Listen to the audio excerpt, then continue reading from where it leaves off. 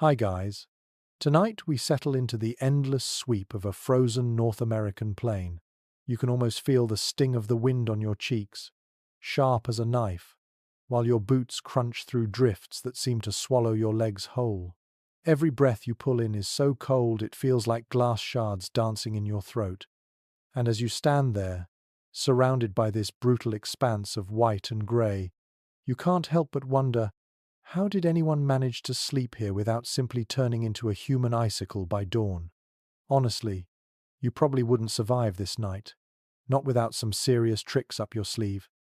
So, before you get comfortable, take a moment to like the video and subscribe, but only if you genuinely enjoy what I do here. And I'd love to know where you're tuning in from, so drop your location and your local time in the comments. Now, dim the lights. Your eyes adjust to the dim horizon where the snow meets the sky, the whole landscape muffled and hushed under its blanket. There is no traffic hum, no glow of cities, only the rasp of wind dragging itself across the flat plain. A line of smoke curls upward in the distance, defying the elements, and you find yourself drawn toward it. Each step is heavier than the last, your breath already frosting your lashes, but still you move toward that faint promise of warmth. You imagine the people who lived here centuries ago, people who knew the cold intimately, yet still managed to build homes that turned this frozen wilderness into something survivable. The snow presses against your boots, creaking like old wood with every stride, and your ears ache from the icy wind. In your mind you trace the history. Entire nations of Native Americans who lived through winters harsher than what you're enduring in this little stroll. One fact often overlooked is how ingenious their shelters were. Not just basic tents, but carefully engineered systems of hide, wood, and fire, tested by generations who couldn't afford failure. The mainstream historians point out that buffalo hides, sewn together in thick layers, were an essential barrier against the wind, more effective than the flimsy canvas Europeans later tried to use. It's not just a detail, it was life or death. You pause, squinting at the faint smoke ahead, and think about a more curious piece of trivia. Some tribes actually smeared the outer hides with mud or clay when storms were fierce, creating a crust that froze solid and acted like natural plaster. It's quirky, almost counterintuitive, adding wet material in sub-zero weather, but the hardened shell turned into insulation, not unlike a primitive igloo wall. This kind of adaptation reminds you that ingenuity wasn't a luxury out here. It was the only way forward. As you keep walking, the air seems to thin, or maybe it's just your chest tightening from the effort. The wind keeps asking the same question: how do you last a night in this? Scholars still puzzle over whether such shelters alone were truly warm enough without the constant aid of communal fires.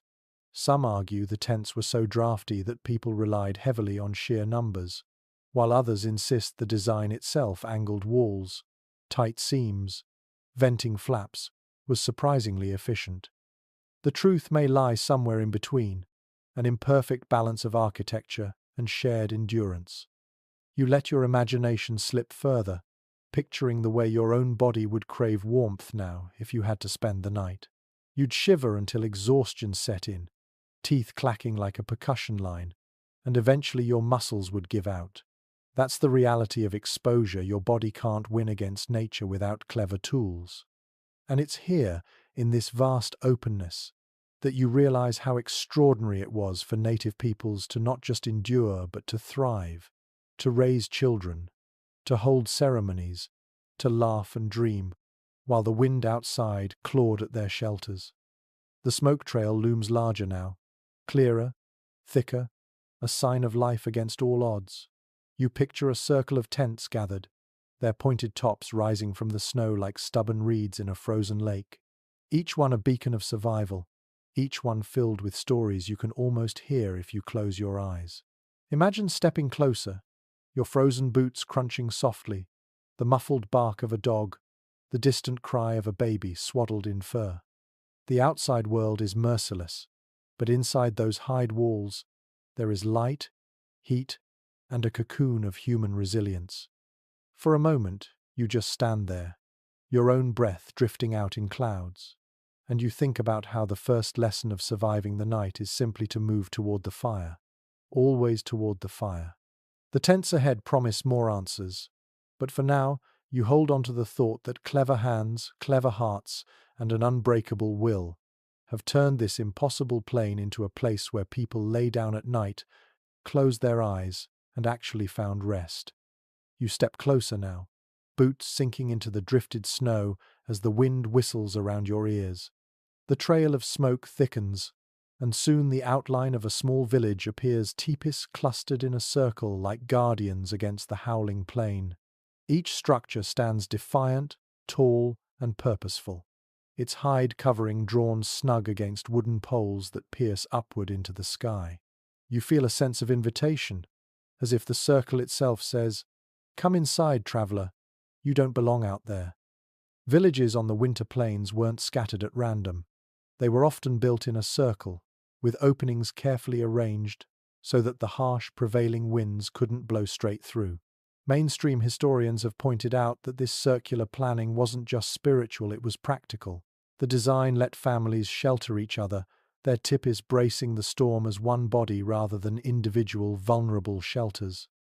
And as you trudge into that circle, you notice how the snow itself has drifted high against the outer walls, forming a natural buffer that makes the inner world just a little less cruel. A curious little detail comes to mind. In some winter encampments, people even let snow pile deliberately against the lower edges of the hides. Instead of constantly shoveling it away, they understood that snow could act like a quilted blanket. The drifts became walls in themselves, muffling the roar of the wind outside. It's a quirky trick, using the very enemy that freezes you as a shield to keep you alive. And you can almost hear an elder chuckling softly, telling a child that the snow isn't always the enemy. Sometimes it's a friend. Yet scholars continue to debate how much of this setup was intentional and how much was simply the luck of weather. Did native builders design their settlements to harness drifting snow, or did they merely adapt as conditions forced them? There are arguments on both sides. Some archaeologists insist the layouts show deliberate engineering, while others suggest the evidence is too patchy to prove intent.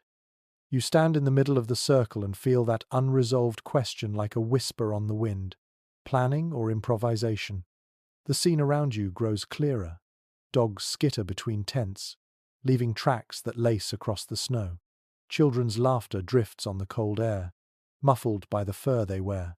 From a distance, it's easy to romanticize, but if you step inside those walls with your modern lungs, you'd feel the sharp edge of survival pressing constantly at your back.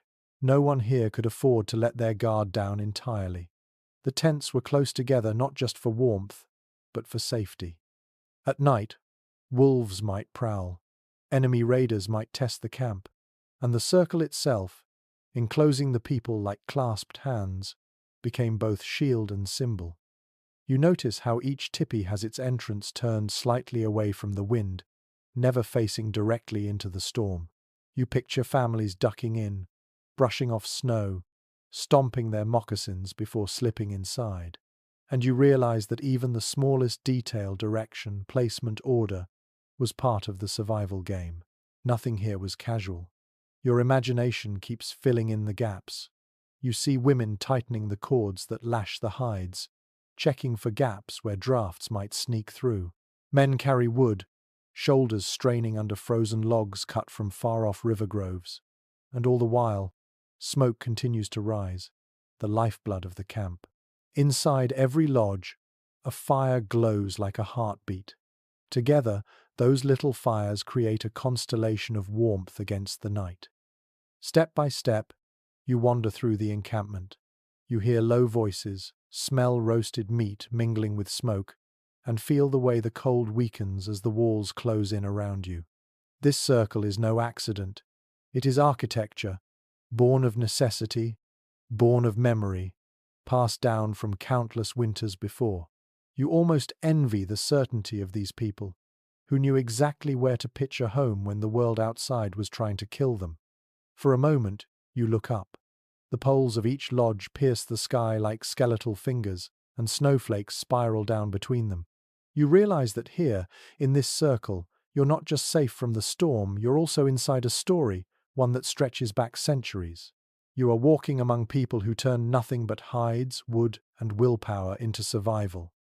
The circle holds you, and for tonight, you belong. You stoop at the flap of one of the lodges, brushing off snow clinging to your shoulders, and slip inside. At once, the world changes. The scream of the wind vanishes into a dull hush, and the cold slackens, as if it can't quite find you here. Instead, you are greeted by a darkness that feels alive, a womb-like space stitched from hides and warmed by firelight. Your eyes take a moment to adjust to the dim glow at the center, flames licking upward, smoke curling lazily through the vent above.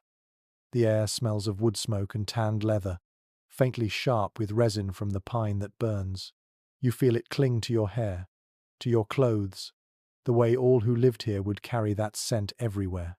There's a softness underfoot too.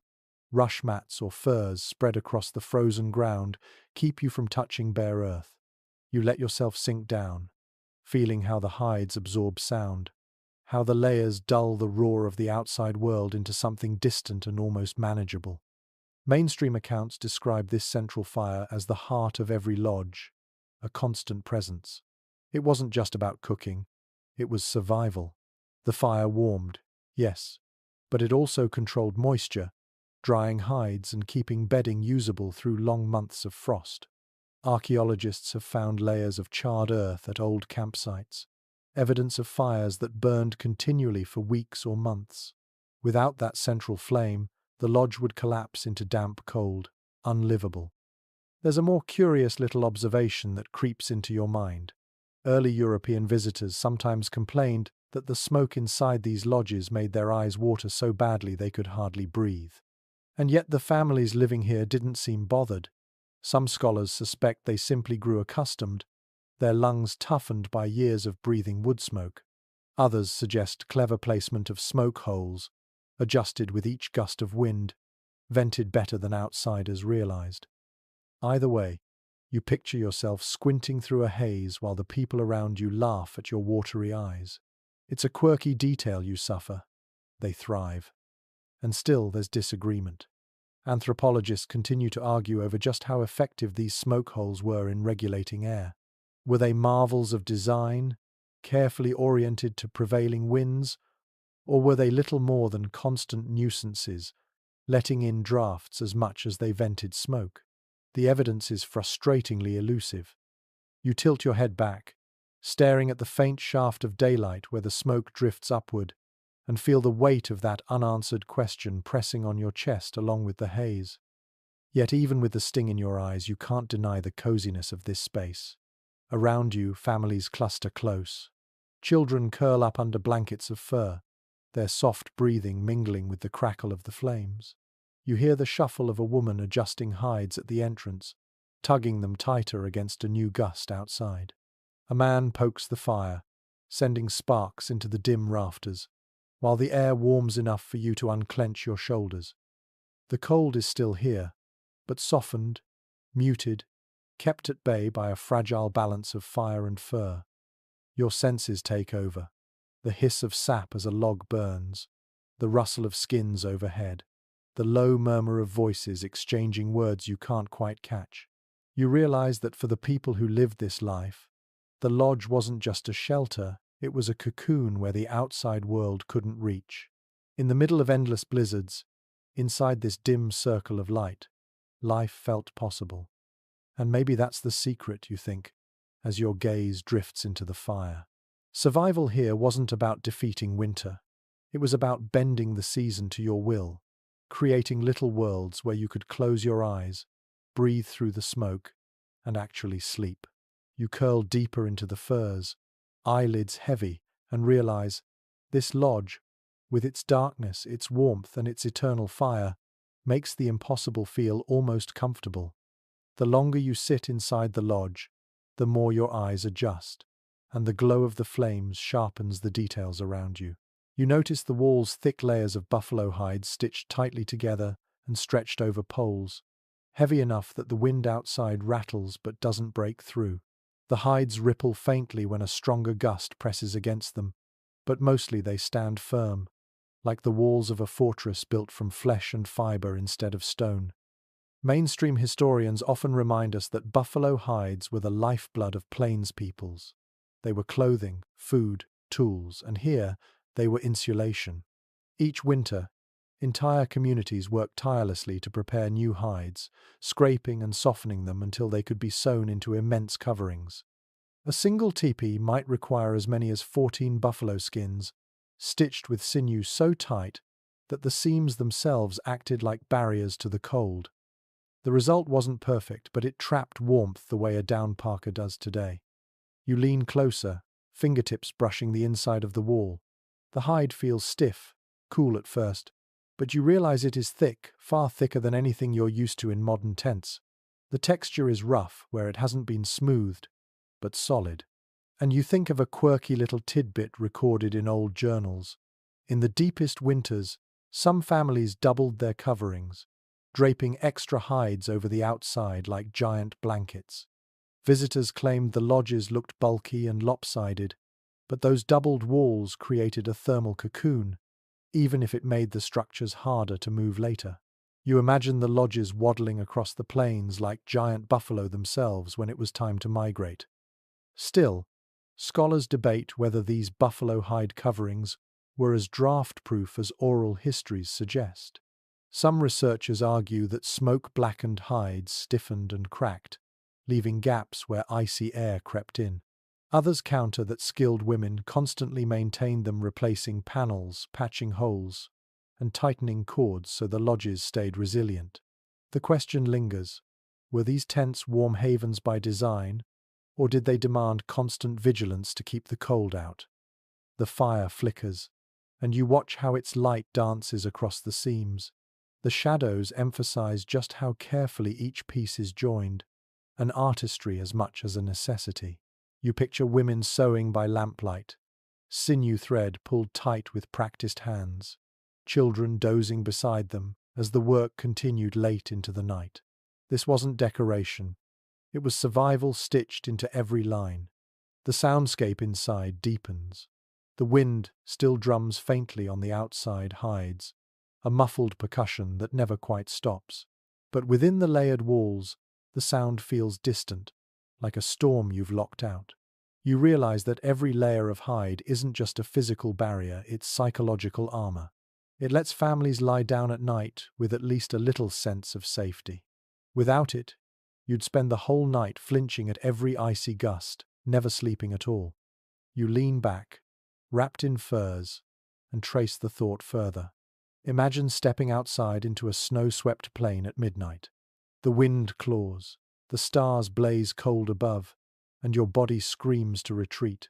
Now imagine slipping back inside, pressing the flap shut, and feeling the thick hide close around you like a protective hand. That contrast, death inches away, warmth within reach, is the essence of this life. And so you understand. Buffalo hides weren't just fabric stretched over poles. They were the line between life and oblivion, as vital as breath itself. Each time the wind rattles the walls, you hear them answer back, steady and defiant. And as you drift closer to sleep, the hides hum with their own message. We hold, we endure, we keep the night outside where it belongs. You shift slightly, sinking deeper into the lodge, and notice something subtle beneath you.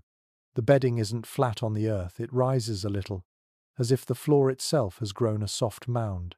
Your fingers brush the edge, and you realize the sleeping platforms are lifted above the frozen ground. In a world where every ounce of heat mattered, this small detail made the difference between shivering all night and actually resting. Mainstream historians often point out that many plains and woodland tribes built bedding frames from willow or other flexible branches, lashed together to create low cots. On these, families piled furs, grasses, or woven mats, keeping their bodies from lying directly on icy soil. Cold seeps up relentlessly from the ground, leaching warmth faster than any draft from above, and these raised beds were simple yet ingenious defenses. If you've ever gone camping without a sleeping pad, you know that feeling. The The cold ground doesn't just chill you, it steals from you. There's an odd little tidbit about how people sometimes lined their platforms with fresh-cut cedar or pine boughs, not only for cushioning but for scent. Imagine drifting to sleep wrapped in fur, your nose filled with the crisp tang of evergreen. Some accounts even mention that the smell was considered protective, almost spiritual, warding off illness and bad dreams. A curious crossover between practicality and belief. You don't just want warmth, you want comfort for the spirit too. And yet scholars still argue about how universal these raised beds were. Were they standard across winter lodges, or luxuries reserved for those with enough resources? Some anthropologists suggest only certain tribes consistently built them, while others relied more on thick layers of hides laid directly on earth.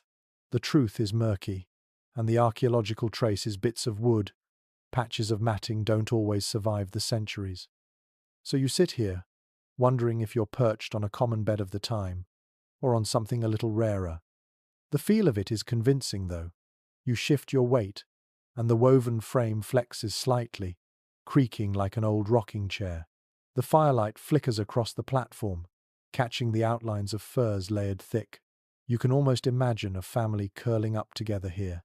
Children tucked between parents, a grandmother muttering softly, everyone packed close, not just for warmth, but for reassurance. Above them, the smoke spirals lazily. Beneath them, the cold waits, unable to breach the simple magic of willow rods and layered hides. Your senses keep pulling you deeper. The fur beneath your hand is dense and soft, maybe wolf or bear, still carrying the faint musk of animal life. The air is warm enough that you can relax your jaw, stop clenching against the chill. You listen to the fire's low crackle, feel the rise of heat drifting upward, and recognize how cleverly all the parts work together. The hides above, the bedding below, and you suspended between, cocooned from the ice. It's easy to forget how fragile that balance is. If the bedding rots from damp, if the fire goes out, if the hides tear, the cold will return in a heartbeat. But for now, here inside this winter lodge, the raised platform feels like a small throne of survival. It elevates you not just above the ground, but above the constant fear of freezing. And as you ease yourself back, staring into the firelight, you realize the lesson hidden in these wooden frames. Sometimes the simplest lift, just a handspan above the ground, is what keeps you alive through the longest, darkest nights. You lean back on that raised platform, pulling the nearest covering across your chest, and feel the heavy weight of fur settle around you. It's not a blanket in the modern sense. It's a quilt of pelts stitched together, each piece carrying the warmth of an animal that once roamed these same plains. Bison, deer, elk, even fox, layer upon layer, trapping air the way modern sleeping bags do, only heavier, more primal. The sensation is immediate. The cold withdraws, chased from your skin, and you sink into a cocoon thick enough to muffle the outside world. Historians point out that winter bedding in native lodges was a complex art, not just a heap of hides. Women often sewed fur into patchwork blankets, their stitches as deliberate as those used to make the lodge itself. These coverings were prized possessions, sometimes handed down through families, and they became as central to survival as the fire in the hearth. When explorers first described them, they marveled at the sheer volume, piles of fur so dense that a person could vanish beneath, warm enough to endure nights when frost crept even into the marrow of the bones. But there's also a quirky little footnote here. Some tribes didn't just use fur, they layered in feathers. Goose down and duck feathers were stuffed into covers, making them softer and lighter than heavy hides. Imagine lying beneath a patchwork of downy quilts, the feathers rustling faintly as you shift. It sounds luxurious, almost decadent, and yet it was born not from indulgence but from resourcefulness. Every scrap had a purpose. Nothing was wasted. Scholars remain divided on how common these feather-filled coverings were. Some argue that only certain woodland groups with access to waterfowl could produce them regularly. Others claim trade networks carried such bedding far across the continent, meaning even a plains tepee might hold a quilt heavy with down. The records are ambiguous, the evidence fragmentary. So you're left to wonder, tucked under this imagined quilt, are you resting beneath an everyday comfort or under the rare spoils of a particularly well-prepared family? Your senses wander as you imagine the feel. The fur closest to your skin is soft, warmed by your body almost instantly. Beneath that, heavier pelts buffalo, perhaps pressed down like a weighted blanket, reassuring in their gravity. You inhale the faint scent of smoke embedded in every fiber, a perfume of survival that no amount of scrubbing could erase. Outside, the wind lashes the lodge, but here beneath your coverings, the world feels distant, powerless. It strikes you, too, that these quilts weren't just practical, they were intimate. A family's story was literally stitched into them. Hunts remembered, animals honored, scraps reused from generations past. When you pulled one over yourself, you weren't just wrapping in warmth, you were wrapping in memory. The hides whispered of the plains, of rivers crossed, of hunts completed. They were history you could sleep beneath. As the fire crackles lower, you draw the covers tighter, listening to the muffled world around you, children turning in their sleep, a baby sighing softly, someone stoking embers with a careful hand. The fur absorbs the sounds, the feather lining dulls them further, and soon you're drifting in a silence as thick as the quilts themselves. And that's the real marvel, you realize. These coverings weren't simply about keeping death away. They created a world soft enough, warm enough, to let dreams arrive. They gave families the chance not just to survive winter nights, but to actually sleep, to rest deeply enough that they could rise in the morning and face another day on the unforgiving plains. The fire in the center crackles, sending a last spray of sparks upward, and you realize how precarious this warmth truly is. Without it, every fur, every hide, every feather loses its power. Heat is the lifeline, and keeping that lifeline alive through the long hours of night isn't something left to chance. You picture the rhythm of winter nights in the lodge. Someone always awake, someone always tending, because the fire cannot be trusted to watch itself. Mainstream historians often describe this as a shared responsibility within families or bands. Nighttime fire duty rotated, sometimes informally, sometimes with a set order. One person would wake every couple of hours to feed the flames, stir the embers, and ensure the smoke holes stayed clear enough to vent. It wasn't glamorous work, it meant rising from warm furs, blinking against smoke, fumbling for logs with fingers stiff from cold. But it kept the rest of the household safe. A fire that died overnight could mean frostbitten faces by dawn, or worse, bodies too stiff to rise again. There's an odd, almost endearing detail you recall from some frontier accounts. Children, eager to prove their usefulness, sometimes begged for the chance to tend the fire. Elders would allow it, under watchful eyes, teaching them how to poke embers just so, how to place logs so they caught without smoking everyone awake. You can imagine a child grinning proudly in the glow of the flames, whispering to themselves that they were keeping the whole family alive. A quirky, almost heartwarming reminder that survival wasn't just duty, it was also a way of learning responsibility from the smallest age. Yet historians still wrangle with a simple but nagging question. How effective were these constant shifts? Did fires really burn hot enough, long enough, to sustain warmth through the coldest nights? Some argue that the hides and bedding alone carried much of the load, with the fire serving more for cooking and comfort. Others insist that without vigilant tending, frost would creep in relentlessly. The debate continues, smouldering like the embers themselves, unresolved but endlessly fascinating. You let yourself imagine one of those shifts.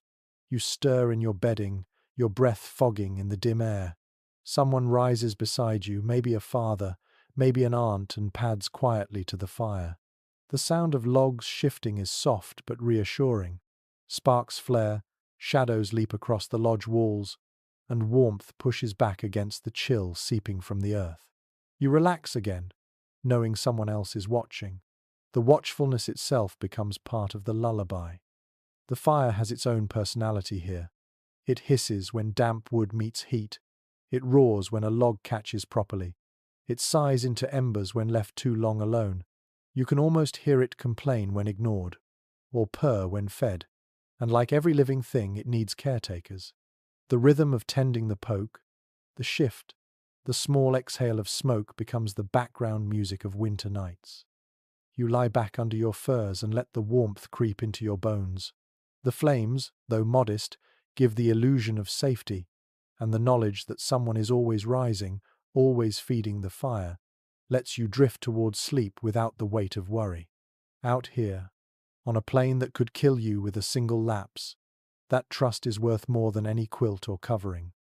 And so you learn that survival in the lodge wasn't silent endurance. It was teamwork, vigilance, and the quiet hum of duty shared between generations. Each log tossed onto the flames was a promise whispered in the dark. We will keep you warm until morning. The fire glows steadily, but you notice another trick at play. Near the edge of the lodge, someone has slipped smooth stones close to the flames. They lie there quietly, heating in silence, gathering energy as if they're storing the day's sun. A little later, one is lifted carefully with wooden tongs and tucked beneath bedding, hidden under layers of hide. At first you think it's nothing, but then you realize these stones are miniature suns, placed close to sleeping bodies to radiate heat through the long dark hours. Historians have pointed out how widespread this practice was among indigenous groups who endured bitter winters. Stones, especially river rocks rounded and hardened by water, could withstand intense heat without cracking. Once warmed, they became steady radiators, glowing invisibly beneath hides, warming feet, keeping frostbite at bay. This wasn't just clever, it was survival distilled to its simplest form. You didn't need iron stoves or coal furnaces. You needed fire, stone, and patience. And there's a delightful, almost playful tidbit tied to these glowing rocks. Some families wrapped them in cloth or bark before slipping them into bedding. Children would sometimes treat them like pets, snuggling against their stone dogs or fire babies, laughing as the warmth seeped through the wrappings. Imagine drifting to sleep with a heated rock tucked at your toes, primitive, yes, but in its own way, not so different from a modern hot water bottle. Still, archaeologists puzzle over just how common this trick was. The absence of written records leaves room for debate.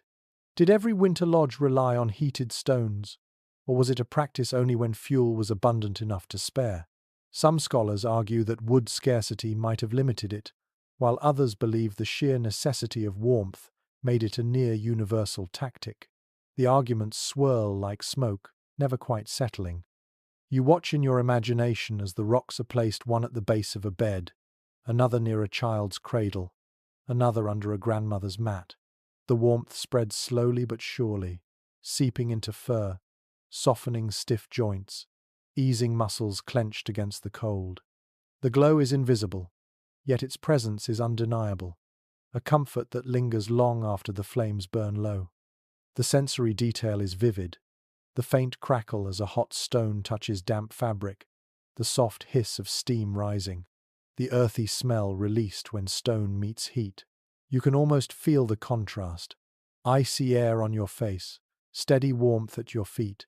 It's a rhythm of hot and cold that balances strangely well, coaxing your body toward rest. And in that moment, you realize how resourceful these families were. Nothing was wasted, not even the stones scattered across riverbanks. Everything around them, the earth, the animals, the air, was pressed into service, turned into a partner in survival. What feels like improvisation is actually deep knowledge, honed through centuries of trial and memory. You settle yourself as if the stones were beneath your own bedding now, radiating heat up through your body. The wind outside rattles the lodge, the fire sighs low, and yet the warmth lingers, secret and steady. It is enough to let you relax, enough to let eyelids droop, and you can almost hear a quiet voice from the past reminding you, when the night is long, even the stones themselves can be convinced to keep you company. The fire flickers lower, stones radiate their stored heat, and yet another layer of protection is working outside. You picture the snow itself, piled high against the base of the lodge, like a white blanket draped by nature's own hand. At first it seems absurd. Snow is the enemy, the biting edge of winter. But here, it becomes an ally. Packed tightly, the drifts press against the hides and seal the base, cutting off drafts and muffling the constant howl of the wind. Historians often note that many native communities didn't rush to shovel snow away from their lodges. Instead, they allowed it to bank naturally, sometimes even encouraging it. The science is simple. Snow, when packed, holds trapped air that acts as insulation. It's the same principle that makes igloos surprisingly warm inside, even though they're built from ice. By winter's deepest nights, the base of a teepee could look half buried, and yet those drifts were not a danger, they were a wall of protection. One quirky little detail comes from oral traditions describing how children would sometimes burrow into those snowbanks during the day, carving little tunnels and caves for play. Parents might scold them for letting in too much cold, but at the same time, they knew the snow itself wasn't a threat if respected. In fact, the muffled quiet inside such burrows was oddly comforting, like being inside a secret den. You imagine a child sneaking back in, cheeks red, hair dusted with frost, carrying that same muffled silence back into the lodge, as if it were treasure. But scholars still disagree on how intentional this use of snow was. Did families really plan their lodges to harness snowdrifts, or did they simply adapt to what winter handed them? Some argue the encampments were sited in places where drifting was predictable behind hills, near riverbanks, while others believe the snowbanks were more accidental than engineered. The debate lingers, just as the snow itself lingers long after storms have passed. Inside the lodge, you feel the difference. The wind rattles above, but at your feet the air is still. The packed snow has become a barricade, forcing drafts to climb higher before slipping in. The sound changes too. The storm's roar outside is muted into a low hum, like distant ocean waves rather than immediate assault. It's strange, almost soothing, to know the same snow that can bury you alive is also what lets you rest. You let your senses lean into it, the muffled quiet, the way your breath seems steadier, the strange comfort of knowing walls are thickened by nature itself. Snow has turned from enemy to blanket, from killer to caretaker. You close your eyes and think of how resourceful the people here were, how they refused to see only danger in their world. Instead, they found allies in the most unlikely places, allies that would keep them alive when the night stretched endlessly on. And so, as the wind keens above and the fire sighs low, you feel the snow pressing against the lodge like a gentle hand. Outside, it is fierce and merciless. But here, wrapped in hides and blanketed by snow, you find the quiet possibility of sleep. The night grows deeper, and though the fire smoulders and the hides hold strong, the real warmth comes from something more intimate. You glance around the lodge and notice how closely everyone lies together. Children pressed between parents, elders curled beside grandchildren, dogs tucked in at the edges, bodies forming a patchwork of warmth as effective as any fur quilt. Out here, heat is shared. Survival is a group project. Historians remind us that communal sleeping wasn't just convenience, it was necessity. A single body loses heat quickly, but several pressed together create a small climate of their own. Families slept in tight clusters, breathing in unison, their warmth mingling and circulating under heavy hides. This arrangement echoes across cultures, from Roman soldiers huddling under one cloak to Arctic hunters sharing snow shelters, and in every case, it works. Body heat was the cheapest, most reliable fuel available. There's a quirky little tidbit passed down in oral stories. Sometimes children would be tucked between two adults not only for comfort but as living insulation. Parents joked that the little ones were like hot stones, radiating warmth both ways. In the morning, when everyone stirred, laughter often broke out at how hair stuck in wild directions from so much closeness. You imagine the scene: groggy smiles, a grandmother patting a grandchild's tangled head, everyone amused that warmth could be funny too.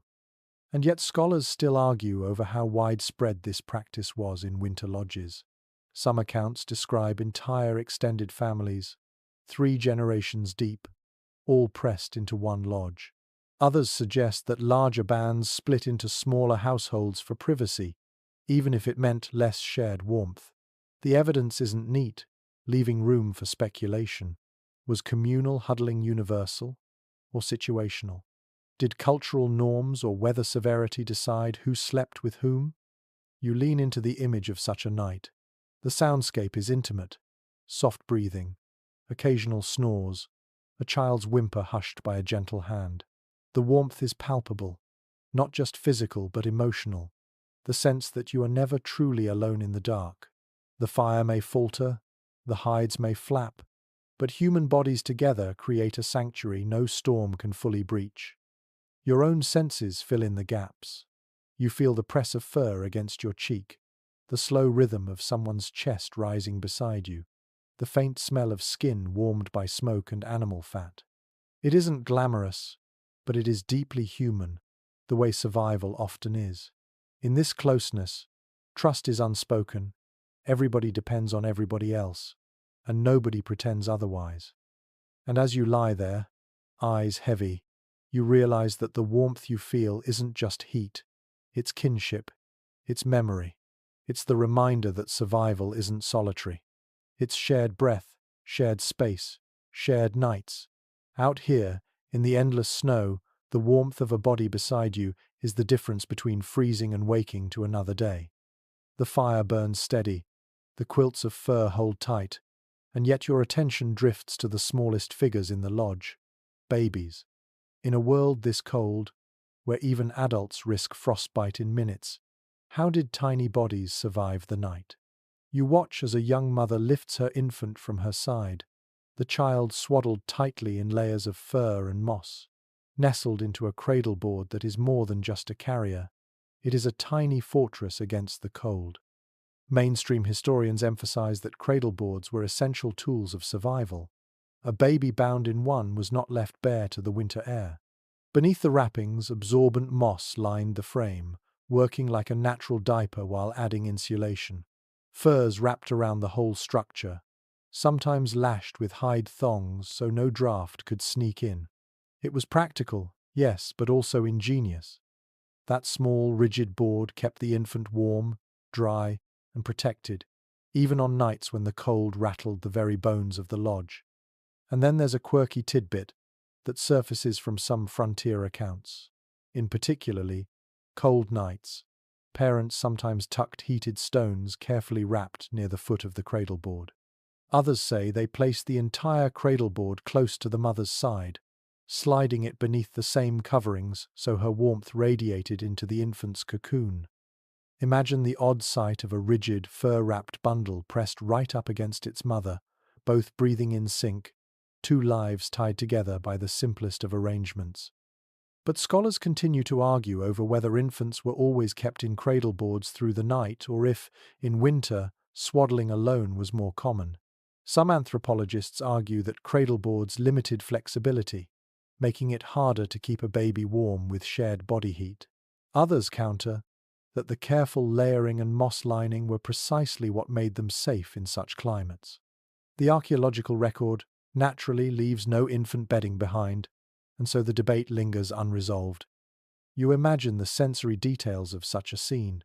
The mother's breath curls over the fur, misting in the low firelight. The baby shifts faintly, but no cry comes, the swaddling soothes, the warmth holds steady. You notice the faint scent of cedar bark woven into the wrappings, a touch believed to bring both health and spiritual protection. The cradle board itself leans slightly at an angle against the mother's bedding, tilted so the infant feels cradled as if still in arms. And beyond practicality, the cradle board carries cultural weight. It symbolizes belonging, the child tied both physically and spiritually into the community. When the family lies down to sleep, they do so knowing the smallest among them is held fast, safe against the winter. It isn't just about survival, it's about trust, about the continuity of life, even when the night presses hardest. As you watch the mother settle back, her hand brushing gently across the swaddled fur, you feel a hush settle in the lodge. The fire crackles, the hides flex faintly, but here in this corner, the quiet warmth of a newborn radiates more powerfully than the flames, and you realize that survival isn't measured only in how adults endure, but in how the most fragile lives are carried through the storm. Your gaze shifts from the cradleboard to the edges of the bedding, where movement stirs in the dim light. A dog stretches, shakes its fur, and circles once before, curling back into a ball at someone's feet. Another lifts its head, ears twitching at the wind outside, then drops it again against the furs. You realize with a smile that even here, in the bitterest season, dogs are not just guardians or hunters, they're blankets. Historians point out that dogs were the first domesticated animals in the Americas, long before horses arrived with Europeans. For native families, they were companions, workers, and sometimes dinner bells. But on winter nights, they served another vital role: living heaters. Their thick coats, bred to withstand the cold, gave off warmth that humans could borrow. People didn't simply tolerate dogs in the lodge, they welcomed them onto bedding, especially near children's feet. That warmth could mean the difference between shivering through the night and waking comfortably. There's a quirky tidbit recorded in oral accounts. Some children had a favorite dog they insisted on sleeping beside, treating it like a personal heater. Parents indulged them, knowing the dog's loyalty and body heat both had their uses. One story even mentions that families joked about which dog was the warmest blanket, as if competing for the prime spot beside the fire. It turns the harshness of survival into something almost playful, where necessity meets affection. And yet scholars still debate the extent of this role. Were dogs consistently allowed to share bedding in every tribe, or was it more situational? Some anthropologists argue that concerns over fleas or hygiene may have limited this practice, while others counter that, in the brutal cold, practicality always outweighed scruples. The evidence, as usual, is mixed, leaving the question open-ended. Still, you can imagine the sensation clearly. The dog at your feet radiates steady warmth, its breathing slow and comforting. The faint scent of animal musk blends with smoke and hide, earthy but oddly reassuring. The weight of its body pins the fur down, keeping drafts from sneaking under. You stretch your toes against its side, and it shifts closer, as if instinctively guarding you from the cold. Beyond warmth, there's companionship in this arrangement. Dogs weren't just animals, they were part of the household, woven into the daily rhythm of survival. Their ears pricked at danger, their bodies warmed the bedding, their presence offered a sense of security in the dark. Out here, in a world where wolves howled just beyond the circle of light, a dog inside the lodge was more than comfort. It was reassurance. The fire pops, the wind keens faintly at the smoke hole, but you hardly notice. Between furs, family, and the steady warmth of curled dogs, the night feels less threatening. You find yourself sinking into that timeless bond, marveling that something as simple as a loyal animal could tip the balance between fear and rest. And so you drift, warmed not only by hides and fire, but by the steady breath of companions who never questioned their place at your side. Survival here wasn't solitary. Even the dogs helped carry it through the long, frozen night. The dogs settle, the fire hums, and yet your eyes are drawn upward. Above the glowing circle of flames, smoke gathers in a wavering column, slipping out through a hole at the top of the lodge. You realize this opening is no accident. It's the smoke hole, that strange compromise between warmth and breathability. Without it, the lodge would choke in its own haze. With it, the bitter air can creep in. It's a delicate balance, argued about as fiercely in camp as it is among scholars centuries later. Historians often emphasize that smoke holes were adjustable. A flap of hide could be tied open or closed, depending on the wind, with poles used to shift its angle. Families became meteorologists of the night, reading gusts by ear and instinct, adjusting the vent so smoke escaped without inviting drafts. You imagine someone stirring at midnight, tugging a cord to tilt the flap, muttering softly as they tried to appease both fire and frost. There's a quirky tidbit from some oral traditions. People told stories of spirits that rode the smoke, slipping through the hole to carry prayers to the sky. Children sometimes whispered wishes into the rising haze, half game, half belief. The smoke hole wasn't just ventilation, it was a portal, a bridge between worlds. To a tired child staring upward in the dark, the glowing shaft of sparks might look like a ladder for ancestors. Yet scholars continue to debate how efficient these openings really were. Some argue that smoke holes in buffalo hide tepees let out too much heat to be truly effective, making interiors far colder than memory suggests. Others counter that proper angling and overlapping hides created a chimney effect that drew smoke upward while minimizing drafts. Archaeological data is scarce, and so the argument smoulders unresolved, much like the embers beneath you. You lie back, studying the vent above. Cold air seeps faintly along the edges, kissing your cheeks. But without it, the smoke would sting your lungs, blur your eyes, and make sleep impossible. The trade-off is inescapable. Breathe easier and risk a chill, or seal tight and suffocate slowly. The people who lived here didn't theorize, they adapted, shifting hides as naturally as you might adjust a window. Your senses drink in the detail. The faint glow of sparks rises through the smoke hole, bright against the dark sky beyond. The wind sometimes moans through the gap, a soft flute-like sound that twines with the fire's hiss. The smell of wood smoke clings to your skin, sharp but oddly comforting, as if reminding you you're alive with each breath. It dawns on you that the smoke hole is more than architecture. It is compromise embodied. Every winter lodge carried this small, necessary weakness, an opening that could not be fully sealed, a vulnerability that made life possible. And as you watch the sparks vanish into the night, you feel the strange reassurance of it, that survival isn't about perfection, but about learning to live with small losses. You lie there under the quilts of fur, warmed by fire and by dogs curled at your feet, when suddenly the wind rises again. It lashes the lodge with a force that makes the hides tremble. The poles groan faintly overhead. For a moment, you are reminded that outside this fragile shelter stretches a plain of endless cold, and yet inside, the storm takes on a different sound. It is muffled, softened, transformed into something you can almost fall asleep to. Historians have noted how the acoustics of a hide-covered lodge created a unique soundscape. Wind that would howl brutally in the open air drummed gently against the taut surfaces, turning violence into rhythm. The hides acted like a giant drum skin, vibrating with each gust. For families huddled inside, this steady percussion became part of the night. Some accounts even describe it as comforting, a reminder that while winter raged outside, the lodge was holding firm. There's a quirky tidbit in oral lore. Children sometimes pretended the wind was a giant animal pouring at their lodge trying to get in. They laughed at the thumps and flutters, turning fear into play. Parents encouraged these stories, perhaps because they lessened the terror of storms that could last for days. You picture a little one giggling under the firs, whispering that the sky bear is scratching again. Yet scholars still debate just how secure these lodges were against the fiercest blizzards.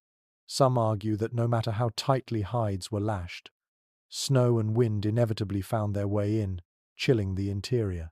Others suggest that with enough layers and constant attention, the lodges were remarkably resilient, keeping families surprisingly warm even in brutal conditions.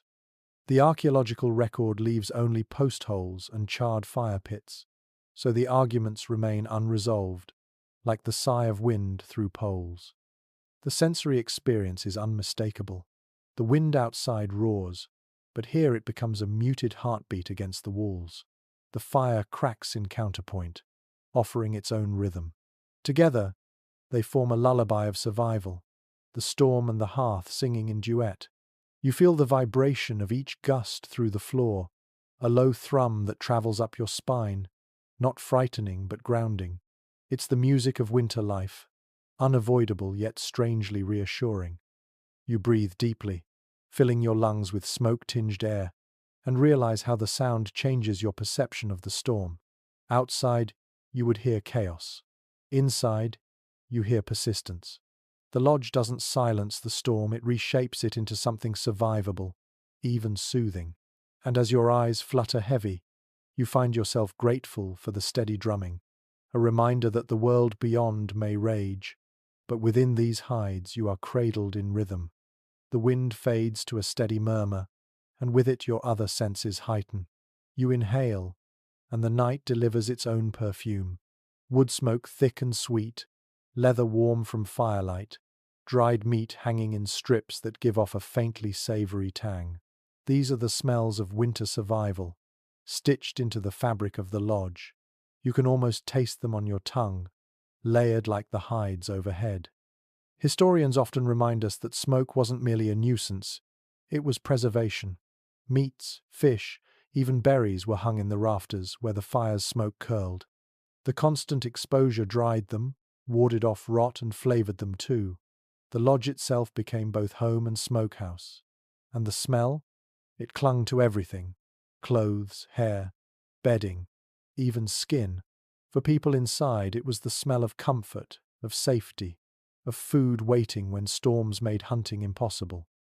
There's a quirky little note from early European visitors who remarked that native lodges smelled so strongly of smoke and leather that they tasted it in their beards for weeks.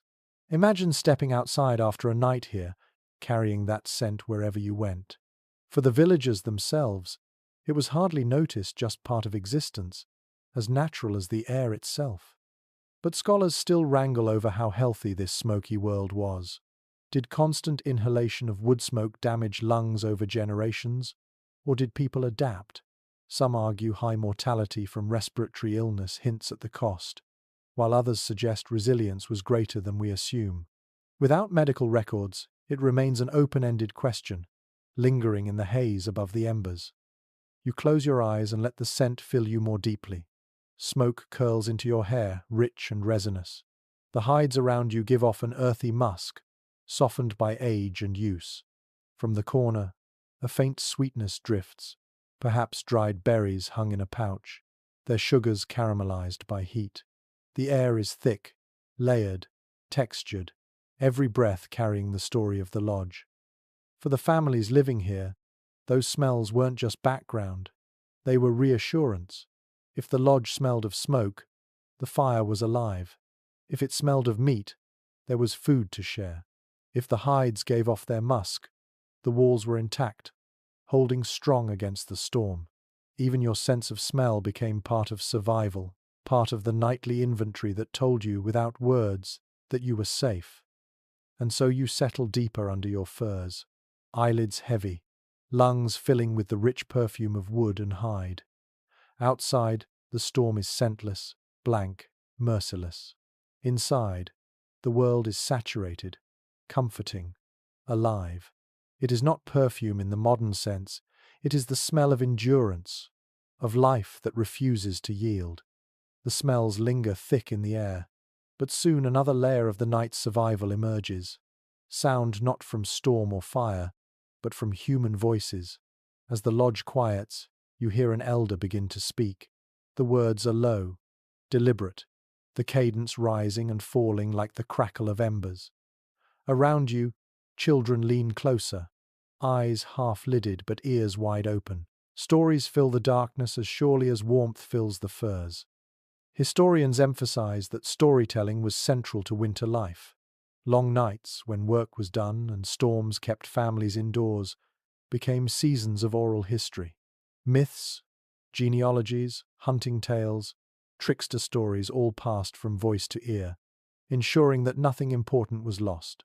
Survival wasn't only about body heat, it was about memory, identity, continuity.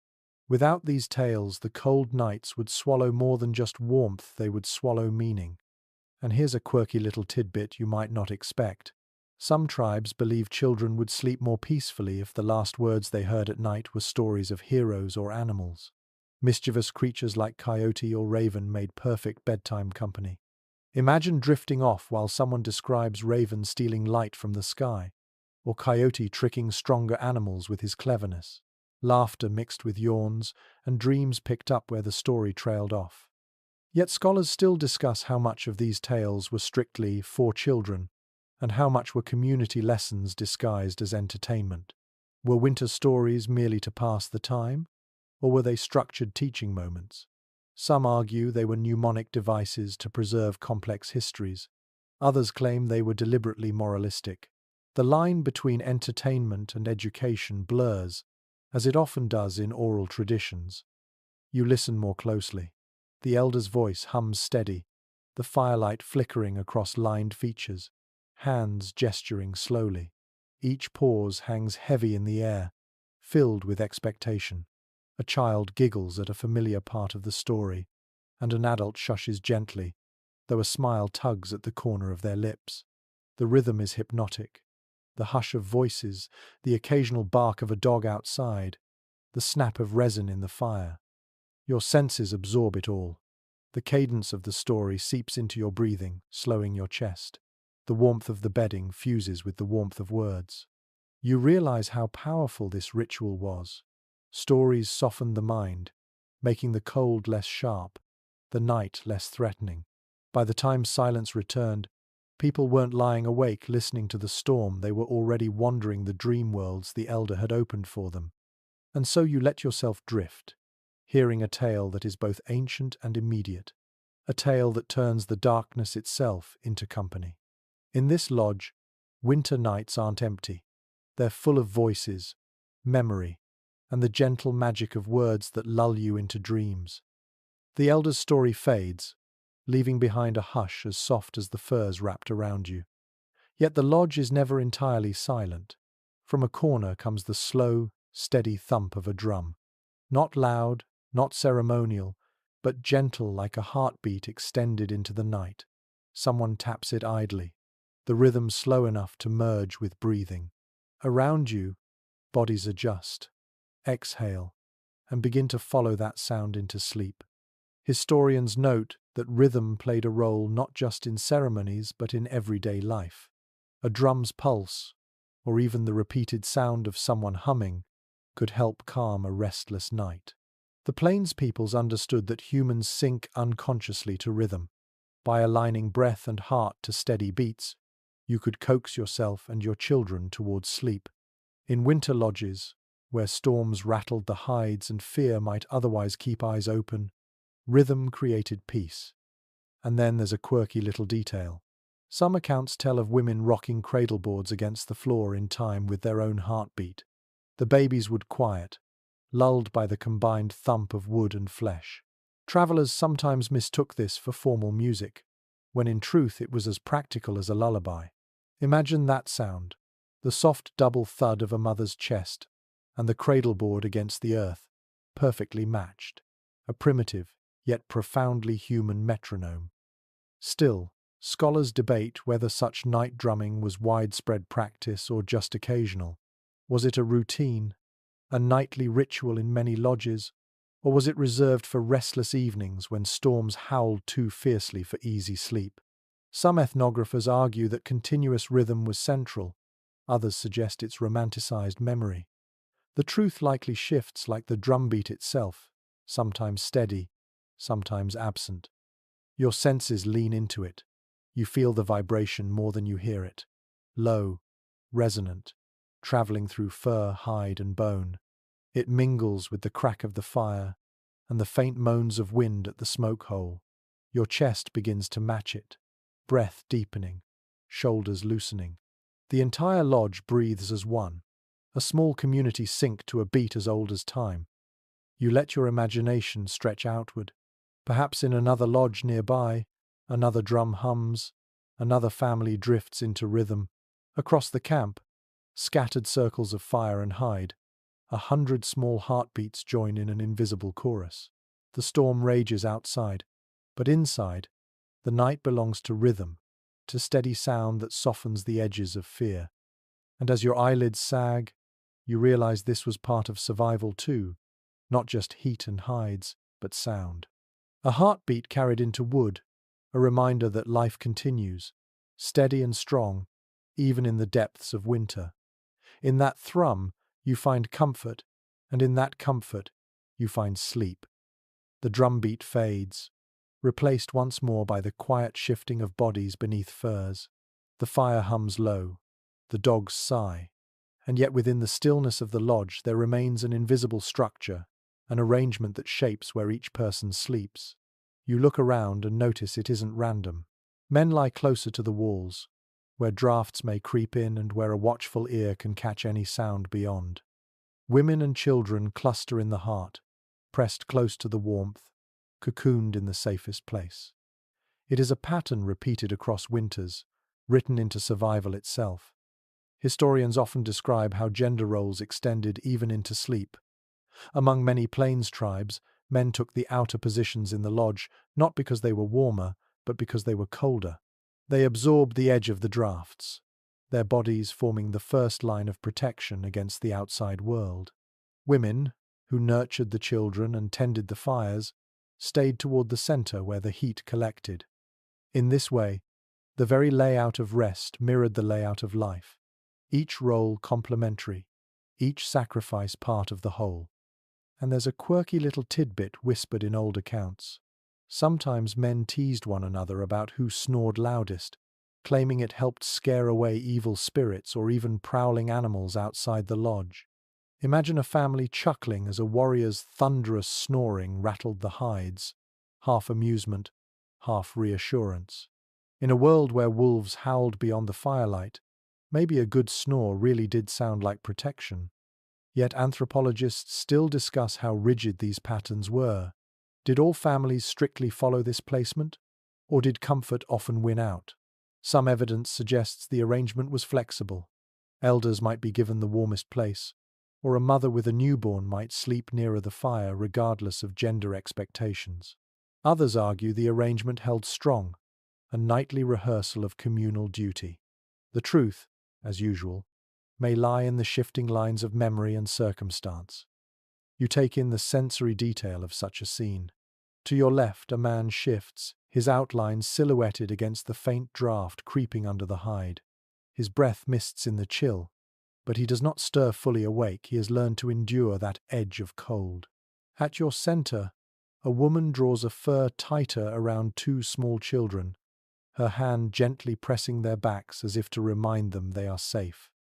Near the fire, another elder stirs, tossing a log onto the embers with the instinct of someone who has done so 1,000 nights before. The arrangement is practical, but it is also deeply symbolic. The lodge becomes a microcosm of society itself.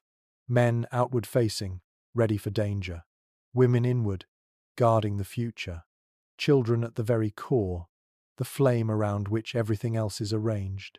In that circle, you see not just survival but philosophy, a living diagram of how these people understood themselves and their world. Your imagination drifts further. You think of how different this is from the individual beds and bedrooms of modern life. Here, privacy dissolves into closeness. Every cough, every shift, every sigh is shared. The smell of one's skin becomes the smell of all. You cannot separate yourself from the others, nor from their roles. In this lodge, you are one body with many parts, each keeping the others alive. There's an intimacy to this closeness that extends beyond warmth. Whispers travel easily in the dark, words exchange softly as children doze. A husband leans toward his wife, murmuring something that makes her lips curl into a smile even as she feigns sleep. Across the lodge, a grandmother hums faintly, her voice so low it blends with the fire's crackle. The arrangement isn't only defensive, it is deeply human, layered with affection and memory. And yet the scholar's question lingers in the background. Was this rigidly prescribed, or was it fluid like so much of life? Perhaps the arrangement changed night by night, storm by storm. Perhaps the rule was less a rule and more a rhythm, flexible as breath itself. The evidence is murky, leaving you with the picture but not the certainty. You imagine the physical sensations of this placement. On the outer edge, the floor feels colder, and the hides flutter more often with gusts of wind. Your shoulder brushes against the taut wall, vibrating faintly with each storm beat. Toward the center, the warmth grows thicker, layered by bodies as much as furs. The air is richer here, heavy with smoke and breath. You move inward and feel your muscles release, the cold at your extremities easing. The contrast is stark, a bodily reminder of why the arrangement mattered. And then there is the symbolism again, tugging at you. In the heart of the storm, this small circle has drawn its own map of the world, its edges braced by guardians, its center cradling the future. To live this way is to sleep each night inside a story of who you are and what you owe. Each body position is a promise whispered without words. I will guard you. I will keep you warm. I will see you safely to morning. Outside, the wind claws still, wolves pacing beyond the glow. But inside, the pattern holds, night after night, generation after generation. And as you nestle deeper into your imagined place at the center, you feel the immense comfort of that order.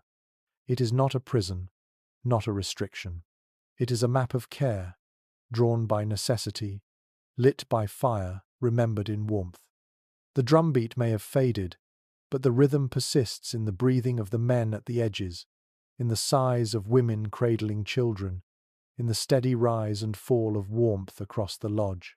Together, they form a chorus of endurance, a living shield against the long winter night. And as your eyelids grow heavy again, you realize that even sleep here is communal. Even dreams are shared. To drift away in this circle is to let go, trusting that others will hold the edges of the world until you wake again. The lodge is quiet now, the breathing steady, the furs heavy with shared heat. But beneath the stillness, hunger often lingered, gnawing at bellies through the long winter nights. Food was precious, and in the leanest seasons, survival meant making do with less than comfort.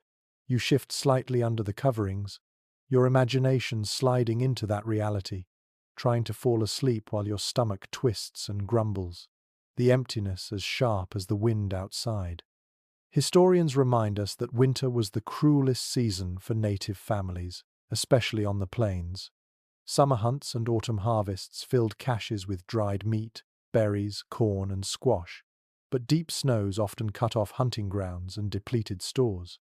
Starvation was not uncommon. Families learned to ration carefully, measuring each portion so supplies might last until spring. Sometimes this meant going to bed with only a few bites in your belly. You weren't alone in that emptiness, everyone felt it. Even children. Hunger was part of winter's embrace. And then there's a quirky tidbit worth lingering on. Some traditions spoke of fasting during harsh stretches, not only as necessity, but as an opportunity. A vision quest forced by hunger might bring dreams of guidance, spirit animals, or ancestors. A starving body wasn't just weak, it was also thought to be porous, open to visions. So, while some lay awake gnawing on desperation, others whispered that emptiness could be a teacher.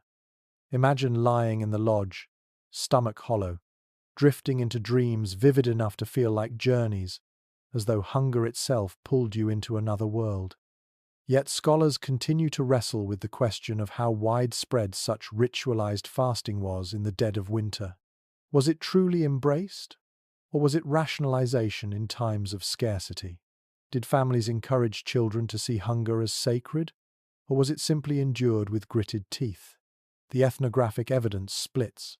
Some accounts describe deliberate fasting ceremonies. Others suggest hunger was too brutal to be framed so neatly. The debate is unresolved. Like so much of winter life, half necessity, half meaning. You let your senses explore what it might have felt like. You taste the faint tang of dried meat lingering in your mouth, a sliver eaten hours before. The smell of smoke, once comforting, now teases with the memory of food it preserved. Your stomach growls loudly enough that you glance around, embarrassed. Though no one stirs, everyone else shares the same complaint. In the dark, you rub your belly, wishing it quiet. The warmth of the furs cannot fill the emptiness inside. Still, there are gestures of resilience woven into these nights. A mother might hand a child a roasted marrow bone to suck, not for nutrition but for comfort. An elder might distract the young with a story, filling their imaginations with visions instead of food. And sometimes, the act of simply lying close, sharing warmth, sharing breath, softened the edge of hunger. Misery divided is misery lessened. You can almost feel a hand squeeze your shoulder in the dark, wordlessly promising, "We will last until spring." The hunger sharpens your awareness. Every sound is louder, every smell more vivid. You notice the faint sweetness of berries stored in a pouch near the wall. You hear the crackle of the fire and imagine it as the snap of roasting fat, though no feast awaits. You breathe in leather and fur, pretending for a moment it's roasted meat. Survival isn't just physical, it's imaginative, the ability to endure what you lack by transforming it in your mind. You drift into that half-dreaming state hunger brings. The fire's glow becomes a vision. You see bison roaming endless fields, their bodies massive, steaming in the frost. You smell roasting fat, hear the thunder of hooves, feel the fullness of a future hunt. Is this dream hunger's cruelty or hunger's gift? The line is blurred, and you realize that perhaps both are true. Hunger weakens, but hunger also opens doors.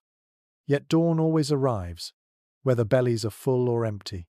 In the morning, families rise slowly, joints stiff, hunger heavier. Some prepare to risk the cold for hunting, others ration dried corn into a thin gruel. Children whimper, parents soothe, and the cycle of survival continues. Hunger does not vanish, but it is endured, woven into winter life as firmly as fire or fur. You return to your furs, stomach grumbling, and think about how different your own modern comfort is. You could reach for food with ease, but here, the long night offers no relief. The lesson is humbling. Survival in the winter lodge was never guaranteed, even with fire and hides. It required patience, rationing, and sometimes the willingness to dream through the emptiness. And so you curl tighter, acknowledging the hunger as part of the night. It sharpens, it softens, it teaches. The storm outside rages on, but in here, even with nothing in your belly, you cling to the warmth, the closeness, and the stubborn knowledge that morning will come. The fire flickers low again, its light rolling shadows across the hides, and you notice something subtle yet ingenious. The bedding and coverings you rest under are not just purpose-made quilts. They are also the very clothes worn in the day. Heavy parkas, leggings, cloaks, moccasins, all of it serves double duty. By nightfall, garments become bedding, and bedding becomes garments again at dawn. Nothing goes unused in a world where resources are limited, and the cold waits for any chance to seep in. Historians emphasize that winter clothing among native peoples was far more than decoration. Parkas lined with fur, leggings stitched from supple hides, cloaks sewn from feathered skins, they were essential armor. At night, these same items weren't folded neatly aside. They were spread beneath sleepers as padding or pulled over bodies as extra covers. An entire household might strip off layers and lay them out like a patchwork mattress, then pull heavier cloaks over the top. What had served as defense against the snow by day became a cocoon of protection by night. And there's a quirky little tidbit preserved in journals from early explorers. They sometimes mistook the piles of clothing and hides for chaos, complaining that lodges looked untidy. But those same observers later admitted that families emerged from such heaps, surprisingly warm and rested. What appeared like disorder to outsiders was actually strategy, each garment given a second shift of duty. Imagine tucking your fur-lined moccasins beside your chest, not because you feared losing them, but because their warmth helped lull you into sleep. Still, scholars argue over how effective this practice truly was. Could garments designed for mobility in the day really insulate as well as bedding designed for sleep? Some suggest it was mostly supplemental clothing added to existing quilts and mats when supplies ran thin. Others believe this dual use was standard. The line between clothing and bedding blurred almost completely. Archaeology offers only fragments, scraps of fur, remnants of stitching, leaving much to speculation. You picture the tactile reality of it. A soft parka, still carrying the faint musk of smoke and sweat from the day's labor, is spread beneath you as a cushion. A cloak of feathers drapes over your shoulders, its shafts crackling softly as you move. Moccasins, warm from the fire, are tucked against your feet, turning into slippers of the night. The entire arrangement smells of tanned hide and wood smoke, earthy but comforting, wrapping you not just in warmth but in the familiar essence of daily life. It is intimate too. Families didn't own vast wardrobes. Garments were few and precious. That cloak you wore in the hunt is also the cloak your child pulls over herself in sleep. That parka handed down from grandmother warms her grandchildren through the night. Clothing here is communal, fluid, passed from body to body, shifting roles with each hour. The very fabric of daily survival becomes the blanket of nightly rest.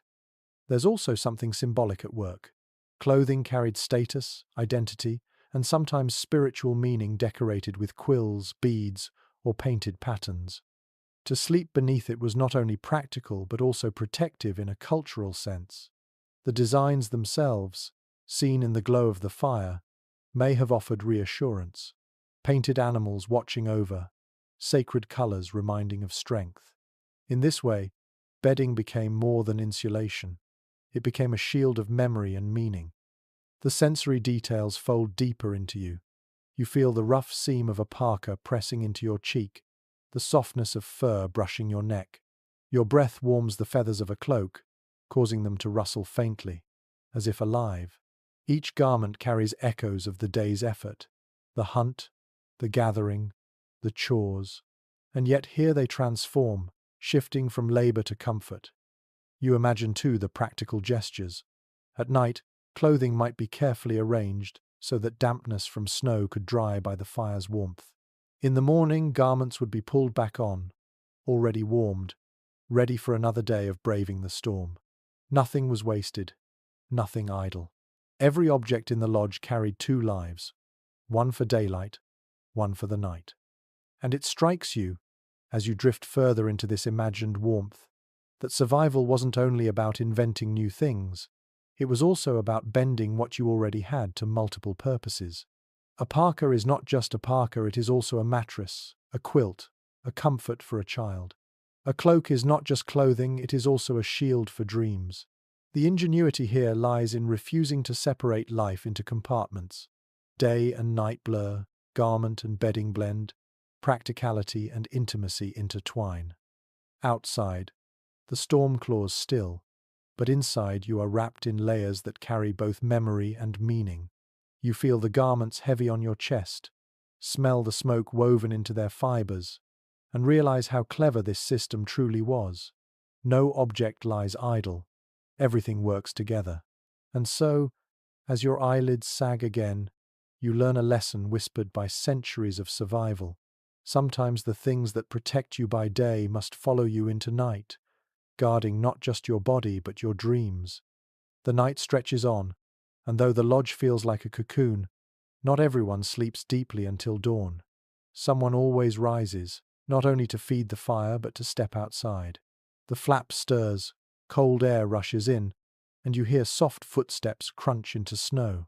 These are the moonlit patrols, the silent checks that guard not only the fire inside but the life of the camp beyond. Historians describe how men in particular took turns venturing into the darkness, ensuring that ponies tethered nearby hadn't wandered or been stolen. Horses were not simply transport, they were survival. Without them, hunting or moving camp would be far harder. A storm might frighten them into bolting, or raiders might sneak close, hoping to cut them loose. And so, while others slept, someone would wrap a cloak tightly, step into the bitter cold, and vanish into the night to circle the herd. There's a quirky tidbit you might enjoy.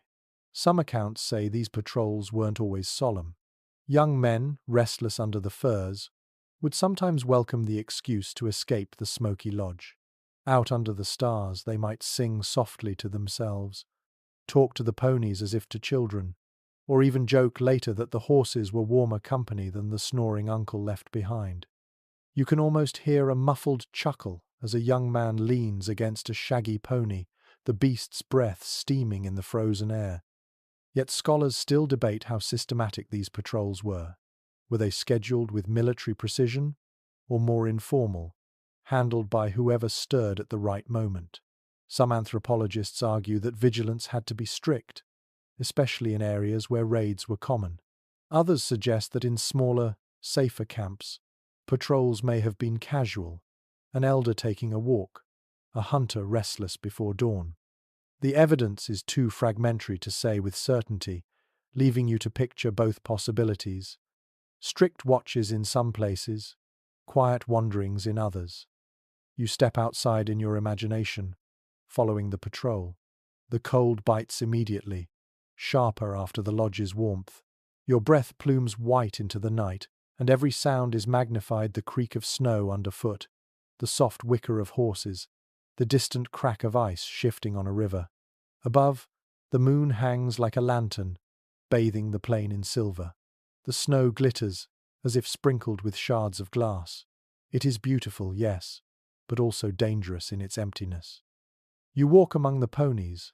Their shaggy coats ripple as they shift, their eyes reflecting faint light, watching you calmly. You reach out, touch one's mane, and feel heat beneath the frost. They are alive, warm, breathing, and you realize their presence is a comfort, a reminder that not all warmth comes from fire. You listen for wolves, for raiders, for any sign that the night hides more than silence. The stillness presses, vast and unbroken, until even your own heartbeat feels too loud. Then you return to the lodge, flap closing behind you, carrying the cold with you for a moment before it fades back into warmth.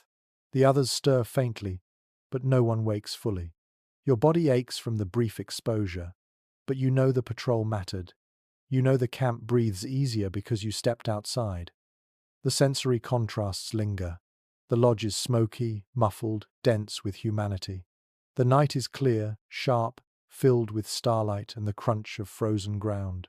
Moving between them is like passing between worlds, one fragile but warm, the other eternal but merciless. The patrol bridges them, ensuring that the fragile cocoon inside can endure in the face of the vast cold outside. You imagine doing this night after night, year after year. Sometimes nothing happens, only silence and stars. Sometimes danger appears: wolves circling too close, horses restless with unease, a shadow on the horizon that could mean raiders. The patrol is not glamorous, but it is necessary, part of the rhythm of winter life. And so you settle back into your furs, warmed by the knowledge that while you drift towards sleep again, someone else has walked the perimeter, spoken softly to the ponies, and listened to the howls of the night. You realize that survival wasn't only about what happened inside the lodge. It was also about those quiet steps in the snow, those moonlit moments when vigilance kept the camp whole. The lesson presses gently against your thoughts. True rest is possible only when someone else is watching. And here, in this ancient winter camp, the balance is perfect: half of the world asleep, half awake, and all of it bound together under the same silver moon. The patrol returns, the flap closes, and the lodge exhales into stillness again. You shift under your furs, eyes half shut, and begin to notice how the night has its own inner world. Sleep here is not always dreamless. In the hush of the firelight, where smoke curls and bodies breathe together, dreams themselves become part of survival. They are not idle imaginings but messengers, stitched into the culture as tightly as hides are stitched into the lodge. Historians often note that dreams carried significance among many native peoples, especially during the long winters when nights stretched endlessly. Shamans, elders, and ordinary dreamers alike listened closely to the stories told by sleep. A dream could foretell a hunt, warn of sickness, or reveal guidance from the spirit world. In this way, the lodge at night was more than a shelter, it was a portal. Families fell asleep, not just into rest, but into another layer of existence where meaning awaited. And there's a quirky tidbit from certain oral traditions. Some people would deliberately try to shape their dreams by sleeping with objects near them: stones, feathers, or small bundles of herbs. It was believed these items could invite specific visions. Imagine tucking a feather beneath your head and whispering a request to dream of birds, hoping for guidance on migration or weather. Or slipping a carved stone beside you, asking ancestors to speak. In the stillness of a winter night, such rituals blurred the line between practicality and magic. Yet scholars continue to argue over how literally these dream practices should be taken. Were they universal, followed by entire communities, or primarily the realm of shamans and vision seekers? Some anthropologists claim that everyone gave weight to dreams, weaving them into morning conversations. Others believe the focus was narrower, reserved for spiritual specialists. The debate remains unsettled, like the lingering haze of a half-remembered dream at dawn. You let yourself drift into such a dreamscape now. The fire dims until its glow is no brighter than a heartbeat. Smoke swirls, and within it you see shapes buffalo with steaming breath, birds beating against the ceiling hides, ancestors' faces shimmering like frost on river ice. The dream is vivid, too vivid to dismiss, and you understand why it carried such importance. Dreams here are not entertainment. They are lessons carved into the night. Your senses deepen into the experience. You feel the heaviness of sleep pressing you down, but within that heaviness comes freedom. The cold outside vanishes. The storm no longer matters. Instead, you walk in green fields, smell summer grass, hear laughter of voices long gone. The dream offers reprieve from winter's grip, reminding you that warmth exists, that hardship is temporary.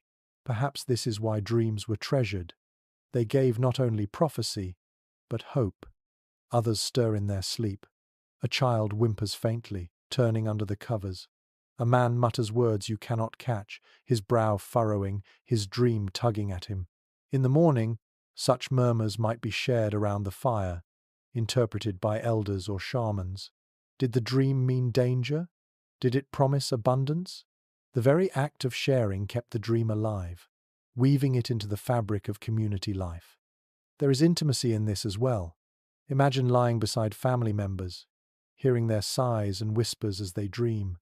You are part of their inner journeys, even if only as an observer. In this lodge, dreams are not solitary, they spill into the group, carried by breath and murmur. Just as warmth is shared, so too are visions. And yet, you sense the darker edge. Not all dreams are comforting.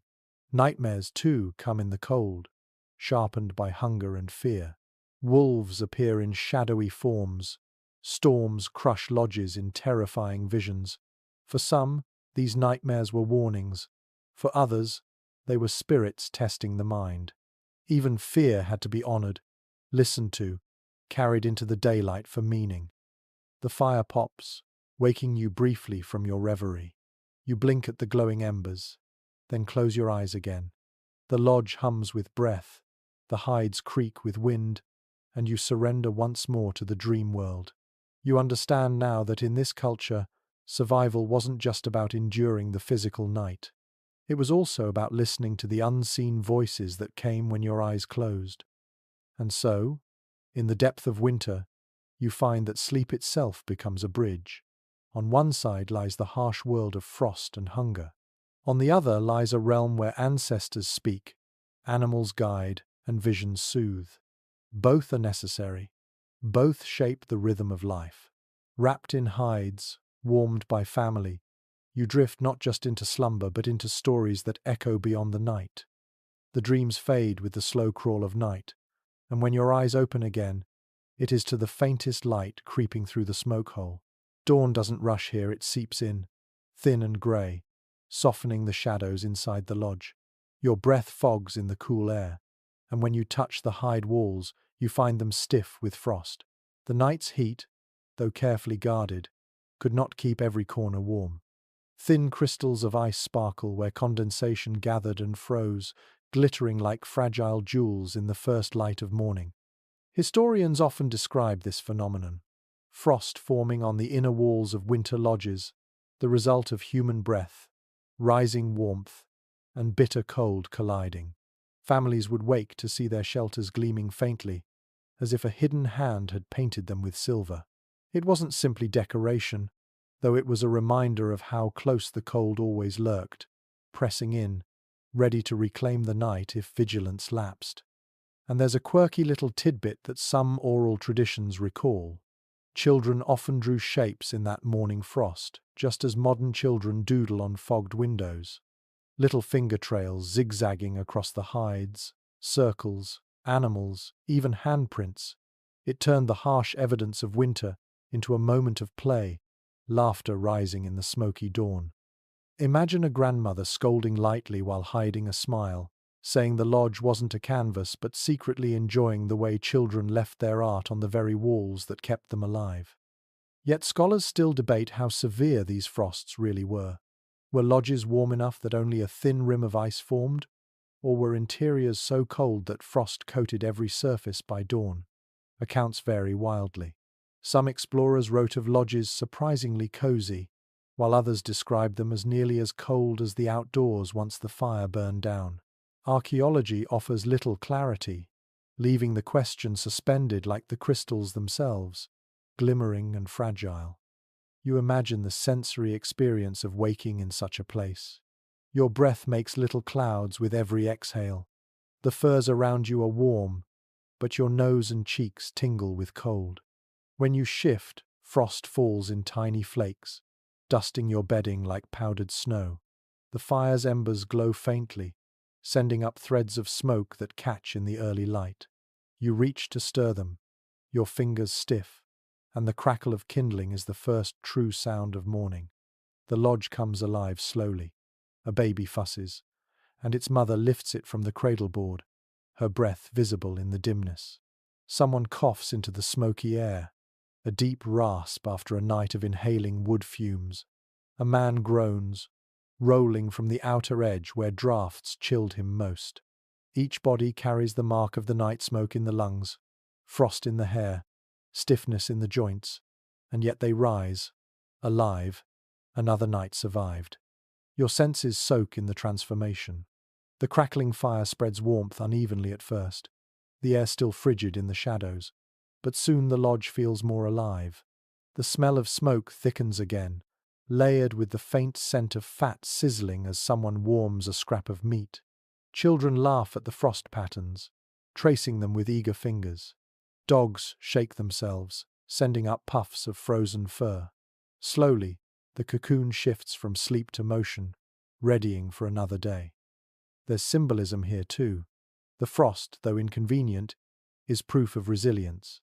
It shows that people and fire together created warmth enough for condensation to form in the first place. Without life inside, there would be no frost, only silence, emptiness, death. The very crystals glimmering on the walls are testimony that breath was drawn, heat was shared, survival continued.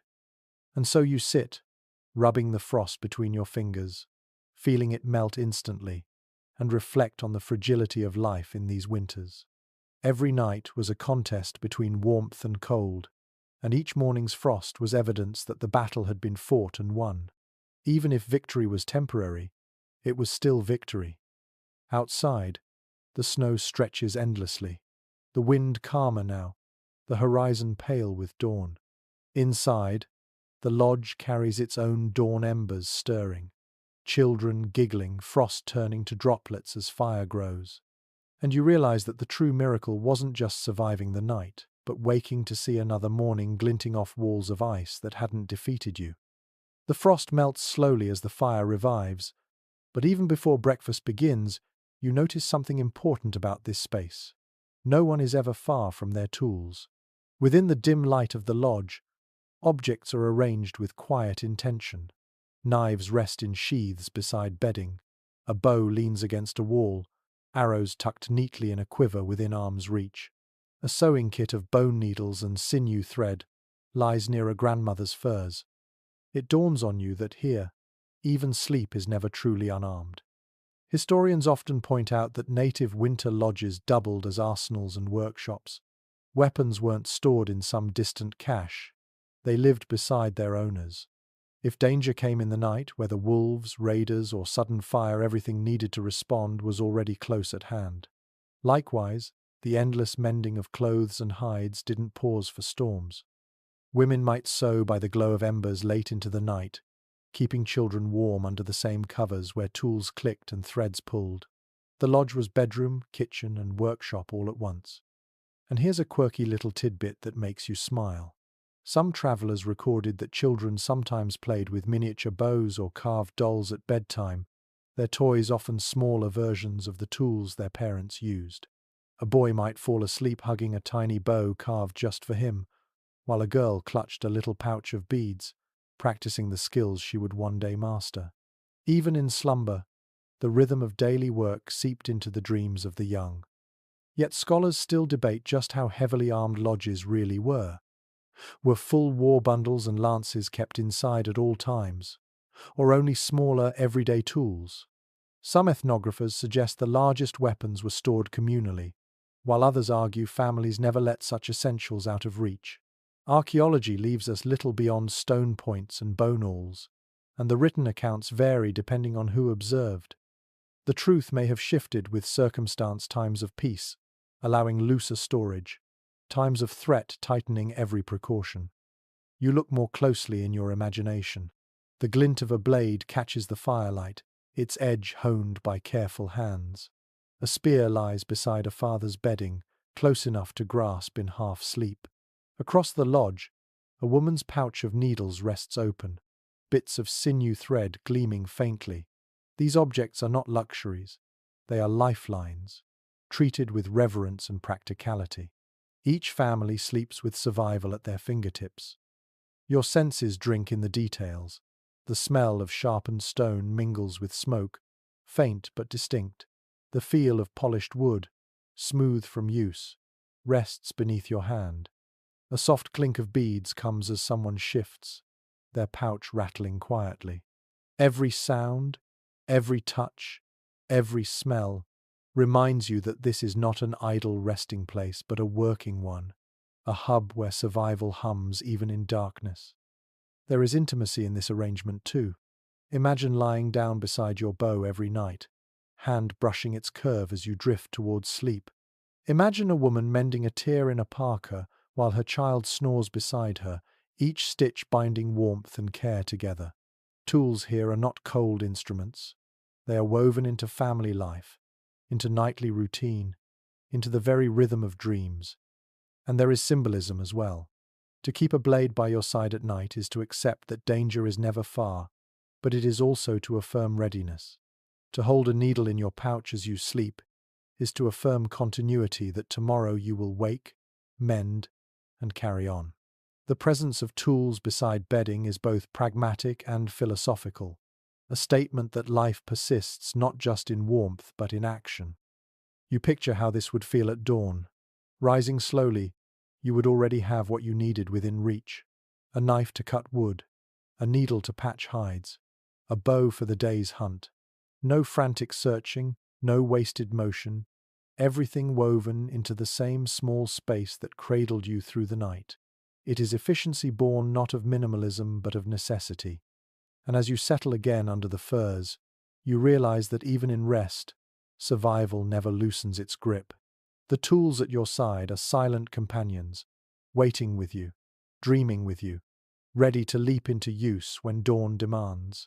The lodge is not cluttered, it is prepared. In this world, sleep itself is never separate from survival. The tools rest close, but not every object beside the bedding speaks only of survival. Some whispers are softer, warmer. As the fire grows stronger and morning edges nearer, you notice two figures curled together beneath a shared cloak. Their faces nearly touch, their laughter muffled under furs so the children will not stir. Even in a world of ice and hunger, love sneaks into the lodge, bringing with it a different kind of heat. Historians remind us that intimacy in winter life was not absent but essential. Couples shared not only duties and food but the very warmth of their bodies. A shared cloak, a layered parka spread over two forms, became both blanket and bond. Within the tight quarters of the lodge, affection was no private luxury. It was woven into the rhythm of survival. Companionship soothed, steadied, and sometimes distracted from the cold pressing in at the seams. And here's a quirky tidbit passed down through some oral traditions. Lovers whispered jokes or stories at night, stifling their giggles so as not to wake the whole household. Children might roll their eyes, muttering about parents who talk too much. It became a game of sorts, the adults pretending secrecy while everyone knew perfectly well what was happening beneath the shared fur. You can almost hear a muffled chuckle, a playful shove, the sound of warmth turning into laughter even while snow shrieks outside. Still, scholars debate the boundaries of intimacy in such communal spaces. Were couples careful to hide affection, or was it accepted as natural in the closeness of winter lodges? Some ethnographers argue that modesty prevailed, while others insist that privacy was a foreign concept imposed later by outsiders. The truth likely varied, shifting from family to family, night to night. In any case, warmth was shared, and love was no less a tool of endurance than firewood or fur. You let yourself imagine lying beneath that shared cloak. The smell of smoke lingers in the fabric, but beneath it is another scent, flesh warmed by nearness, hair carrying traces of cedar or sweetgrass. A hand brushes yours in the dark, a squeeze of reassurance. Whispers murmur close enough that you feel breath against your skin. The cold still presses at the edges, but here at the core, another fire glows, one of affection, of human connection deeper than necessity. It's easy to think of winter nights as grim, but here you see their tenderness. Couples exchanged promises in the dark, shared warmth when furs ran thin, and created spaces of laughter even when hunger gnawed. This wasn't only about reproduction, though that too mattered for the survival of a people. It was about comfort, companionship, and the emotional fuel to endure. A community that could laugh and love together at night was a community that woke stronger in the morning. There's symbolism here as well. Just as the fire needed constant tending, so too did relationships. Affection was another ember, coaxed alive with whispers, protected with shared cloaks. The warmth of the lodge was layered, hides and furs, fire and stone, bodies and laughter. Each layer mattered. Each added its own kind of insulation against despair. Your senses linger in the moment. The sound of soft laughter melts into the crackle of logs. The touch of another hand is as reassuring as the weight of the quilts. Even the silence that follows carries meaning, the silence of companionship, of not being alone. In a world so hostile, this closeness feels revolutionary. And as your eyes grow heavy once more, you realize that love here is not frivolous. It is survival in its gentlest form. It warms the body, yes, but also the heart. It offers strength to face hunger, storms, and endless nights. Beneath shared cloaks, with whispered words and secret smiles, people endured not just because they had to, but because they wanted to for each other. The laughter softens, drifting back into the steady rhythm of sleep, and for a while the lodge is only breathing and firelight. Yet behind the comfort lurks the knowledge that winters could grow harsher than memory could recall. Entire generations endured seasons that seemed determined to test the limits of human endurance. You shift in your bedding, picturing what it must have felt like when storms didn't relent for days, when drifts swallowed the lodges whole, when the air itself seemed colder than bone. Historians point often to the 17th and 18th centuries, when North America shivered under what we now call the Little Ice Age. During these decades, winters deepened, and the cold bit harder. For native communities, already skilled at adaptation, this meant doubling efforts. More hides sewn, more fires tended, more food dried and rationed. Families told stories of winters so fierce that rivers froze solid to the bed, and bison wandered farther south than anyone remembered. To survive such years was not just impressive, it was extraordinary. There's a quirky little tidbit passed down through oral memory. In some communities, children were told that the frost itself was alive, a mischievous being who pressed its icy fingers against the lodge to test for weakness. Elders scolded children who left the entrance flap open, warning them that Frostman would slip in and nip their toes. What might sound like superstition doubled as practical teaching: close the flap, guard the warmth, or you'll invite in the cold itself. You can imagine a child squealing as an elder tapped their bare foot, laughing that Frostman had found them. But scholars still debate how devastating the Little Ice Age truly was for native populations. Did it worsen mortality dramatically, or did traditional knowledge buffer communities against the worst? Some argue that the records of famine suggest widespread suffering, while others insist that oral histories reveal resilience, with cultural adaptations strong enough to blunt even the sharpest winters. The question lingers unresolved, echoing like the howl of a storm that never quite fades. You lean into the sensory details of such a harsh season. The air inside the lodge feels colder despite the fire, breath misting even close to the flames. The hides stiffen with frost at night, crackling faintly when touched. Smoke clings more heavily to clothing because fires must be kept larger and longer. Food stores shrink faster, forcing families to chew tougher dried meat, to stretch meals with thin broths, to endure gnawing hunger with clenched jaws. Sleep becomes lighter, interrupted by shivers and the creak of hides under snow's heavy weight. And yet even in such winters, life endured. Families pulled their furs tighter, pressed closer, and waited. The community itself was insulation. You imagine elders telling stories not just for comfort, but to remind the young that storms had been survived before and would be survived again. Memory was its own fire, warming spirits against despair. You notice too how the outside world pressed inward. Horses grew leaner, dogs foraged desperately, and hunts became more dangerous. Snow deeper than a man's height buried trails and river crossings. Yet still the lodges stood, their hides dark against the white, smoke rising like defiance into the frozen air. Each family inside represented a refusal, a whispered vow. We will outlast this night. We will outlast this winter. The symbolism grows clearer the longer you linger in thought. The Little Ice Age becomes not just a climate episode but a crucible, shaping resilience and ingenuity. Each generation carried forward not only stories of suffering but also the tricks that worked, banking snow against the lodge, sewing hides tighter, rationing smarter. Hardship became heritage, survival became tradition. Your senses lean into the lesson. You hear the howl of a storm that rattles poles like bones. You feel the cold biting even through layered furs. You taste thin broth, smoke thick, stretching scraps into meals. And yet you also sense the warmth of family pressed close. Laughter forcing its way even through hunger. Stories refusing to let despair take root.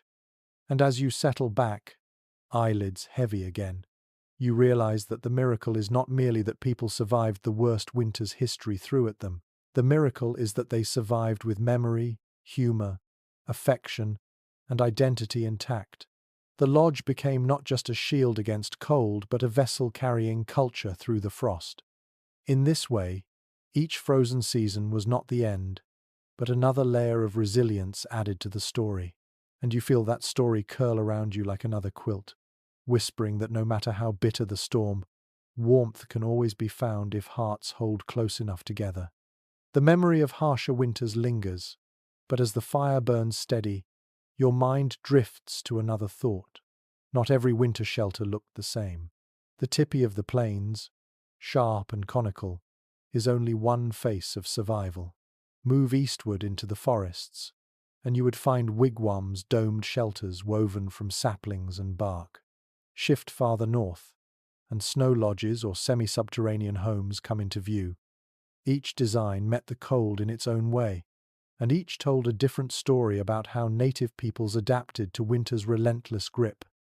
Historians often stress these contrasts. On the plains, tepees made of buffalo hides were light, portable, built to move with the herds. In the forests of the northeast, wigwams offered sturdier insulation, their rounded shapes trapping warmth more efficiently, layered with bark and mats of reeds. Along the icy rivers of the far north, partially dug-out lodges harnessed the earth itself as insulation, keeping families warmer beneath thick sod or snow-packed walls. Geography shaped architecture, and architecture shaped survival. Here's a quirky tidbit that might make you smile. Some explorers visiting the wigwams of the Algonquin peoples remarked that they were so warm and close that one sweats even when the snow lies thick outside. One observer even claimed he had to step back out into the storm to cool off. Imagine that, complaining of heat in the middle of a blizzard, your breath steaming as you gasp for relief in weather others could barely endure. It's a reminder that comfort is relative, and that native builders were masters at turning what they had into more than enough. But scholars continue to argue about which designs were most effective. Did the portability of tepees trade off too much warmth compared to the sturdier wigwams? Were semi-subterranean lodges superior in efficiency but inferior in mobility? Some anthropologists argue that environmental conditions dictated everything. No single design was best, but rather each was perfectly tuned to its context. Others still suggest that cultural traditions, not just practicality, played a heavy role in why a people chose one form over another. You imagine now walking through such variety. Step into a wigwam, and you feel the rounded ceiling pressing the air downward, holding heat close. Bark panels creak faintly under snow's weight, but the interior glows with steady warmth as smoke seeps through a hole above. Step back outside and into a tepee, where the taller, angled walls pull smoke upward more easily, making the space airy but still protective. Then picture yourself descending into a semi-subterranean lodge where earthen walls block the wind entirely, leaving you in a hushed warmth that feels almost buried, like sleeping inside the earth itself. Your senses drift deeper. The wigwam smells of cedar bark and damp earth, its mats woven with reeds still faintly sweet. The tepee carries the musk of hides, smoke curling steadily from its peak. The semi-subterranean lodge is quieter still, its air heavy and still, the faint tang of soil mingling with fire's resin. Each shelter gives its own kind of cocoon, its own way of saying, "Here you are safe for the night." And yet, the symbolism runs through them all. Whether domed, peaked, or buried, each structure shows how humans read their environment like a book. Trees became bark and frames, buffalo became hides, earth itself became wall. Winter was not conquered by one invention, but by many, each a reflection of place, tradition, and ingenuity. The lodges are not just shelters, they are philosophies in wood, hide, and snow. You picture families moving between these worlds, trading, visiting, sometimes adopting one another's practices. Perhaps a plains traveler marveled at the sweaty warmth of a wigwam. Perhaps a woodland visitor stared upward at the elegance of a towering tepee. These contrasts weren't rigid divisions but conversations in architecture, whispered across the land in the language of survival. And so you lie back again in your imagined lodge, warmed by hides, but with your mind wandering into domes and dugouts and earthen walls. Each design different, yet all answering the same unyielding question: how do you sleep through a night so cold it could end you? The answer, you realize, is as varied as the land itself, but always rooted in the same unbreakable will to endure. The fire burns brighter now, smoke winding lazily upward, and as you sink deeper into thought, you remember how these lodges must have seemed to outsiders, the first Europeans stumbling into villages midwinter, expecting misery, and instead finding warmth. Their writings often reveal shock, even disbelief, that people living without stone houses or chimneys could endure blizzards in comfort. To those unaccustomed to such structures, the interiors seemed impossibly efficient, almost magical. Historians point out that journals from 17th and 18th century explorers and missionaries are sprinkled with astonishment.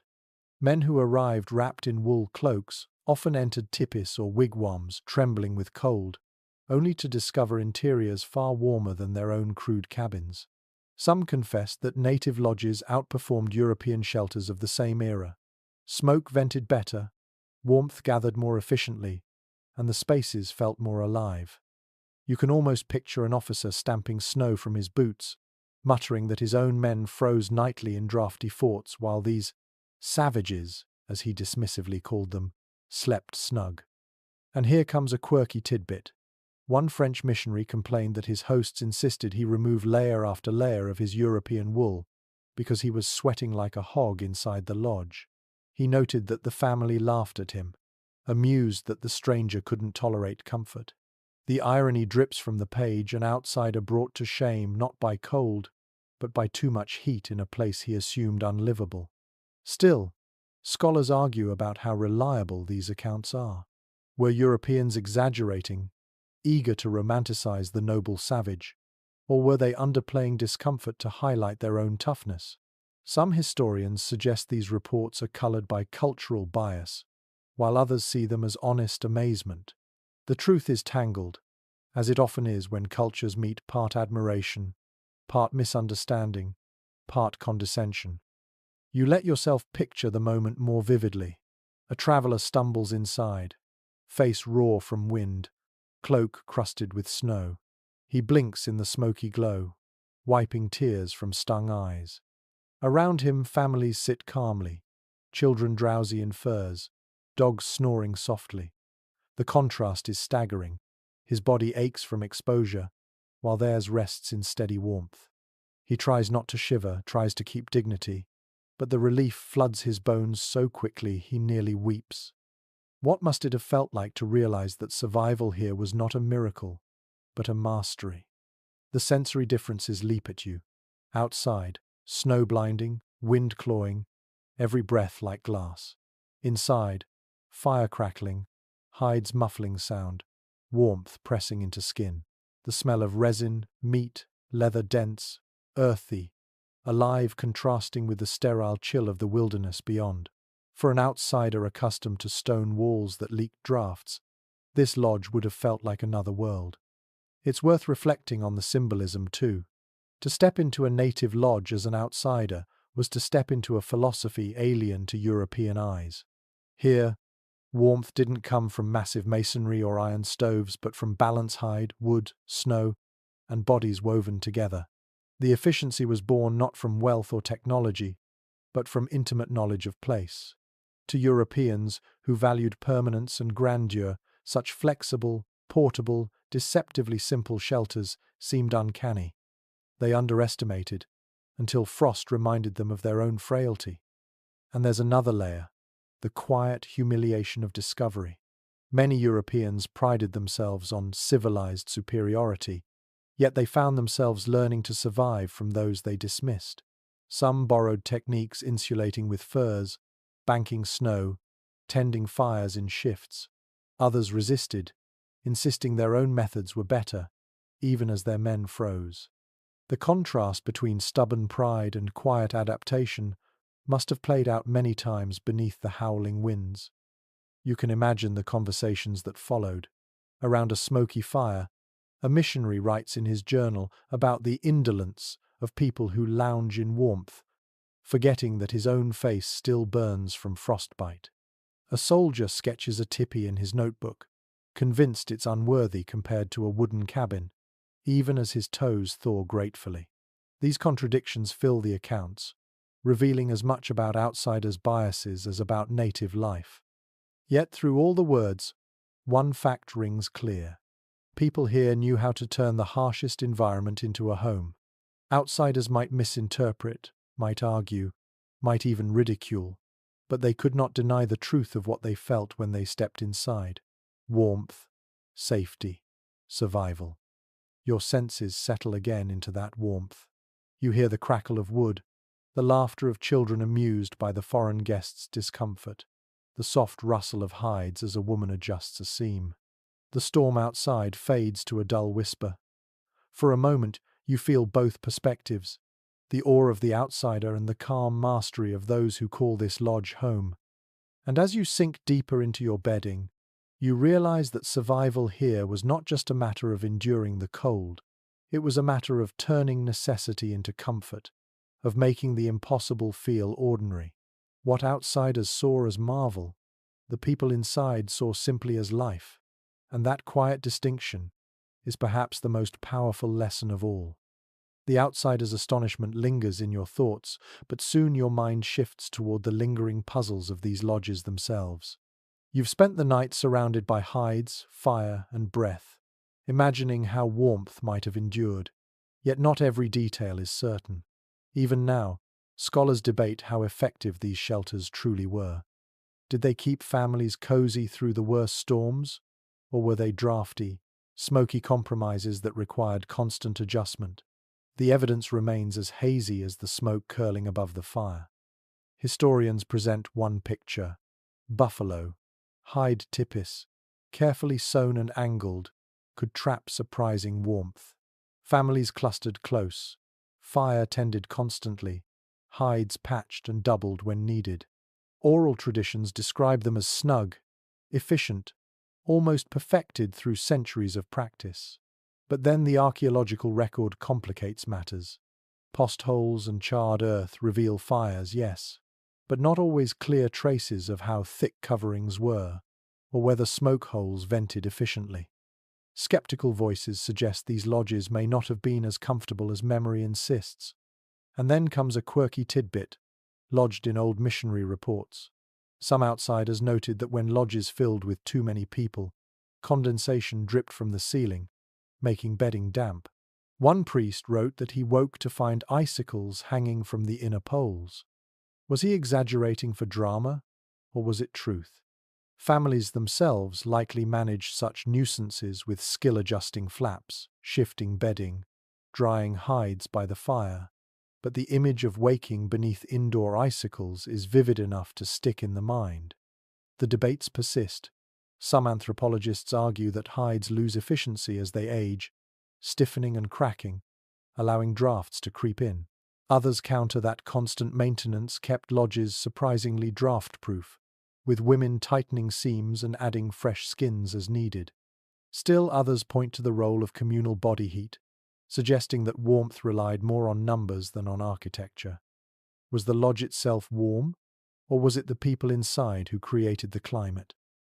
The line between shelter and society blurs, leaving scholars chasing an answer they may never fully pin down. You let yourself sink into the problem, as if it were a mystery to solve.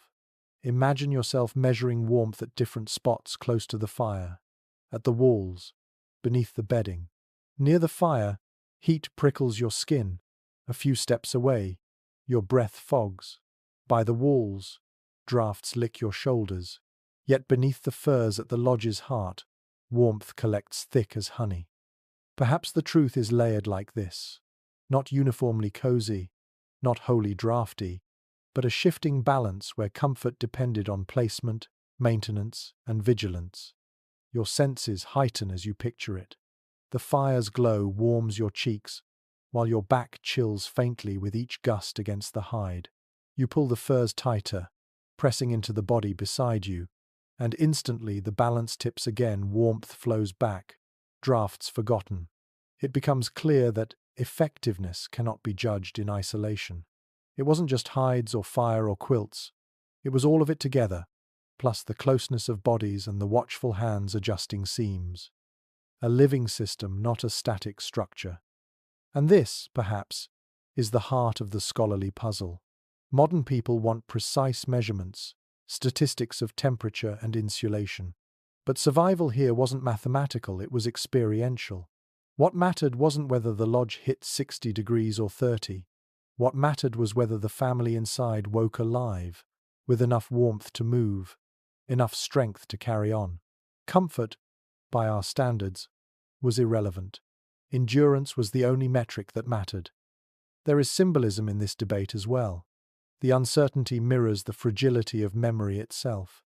What one generation recalls as warmth, another recalls as hardship. The truth may lie in between, like the flickering light of a fire that seems bright until a draft makes it sputter. Scholars argue, but the people who lived these winters knew the answer firsthand. It was never perfect, but it was enough. You think again of those outsiders shivering in their wool, astonished at the snugness of a lodge. You think of missionaries grumbling about smoke and dampness. Both are true, in their way. The lodges were marvels, and they were imperfect. They were warm havens, and they were smoky caves. They were both salvation and struggle, just as all shelters are when the world outside is trying to kill you. Your senses absorb this paradox. The fire warms your palms, yet your toes ache with cold. The hides block the wind, yet smoke stings your eyes. The bedding cradles you in softness, yet hunger gnaws at your belly. Each element is both gift and challenge. The lodge is not flawless, but it is functional. And in that functionality lies its true genius. Not comfort, but survival. As you curl tighter beneath your furs, you realize that the scholarly debates don't need neat resolution. The arguments themselves reflect the complexity of winter life. Was it warm? Sometimes. Was it cold? Also, yes. Did it work? The proof lies in the generations who endured, who dreamed, who whispered stories by firelight, who woke each morning to frost on the walls but life in their lungs.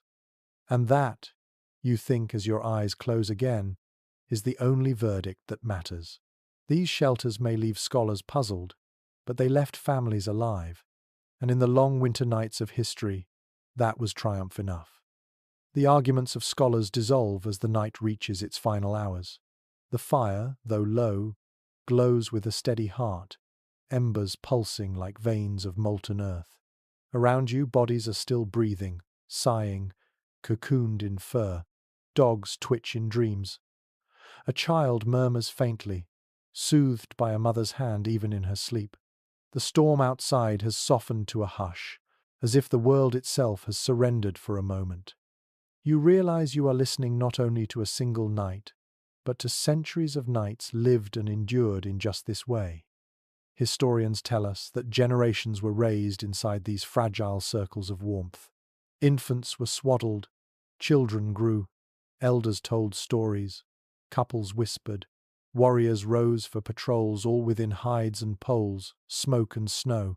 The lodge was not simply a shelter, it was a continuity, a vessel that carried culture through winters that might otherwise have erased it.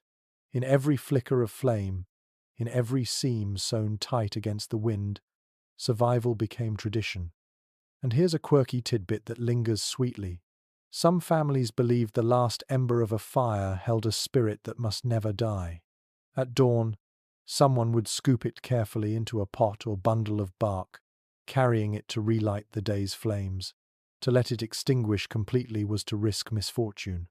Imagine waking to see a grandmother bent over, whispering to a tiny coal as if coaxing a child, then feeding it twigs until it breathed back into flame. Fire wasn't just utility, it was kin. Still, scholars debate how permanent these winter lodges truly were.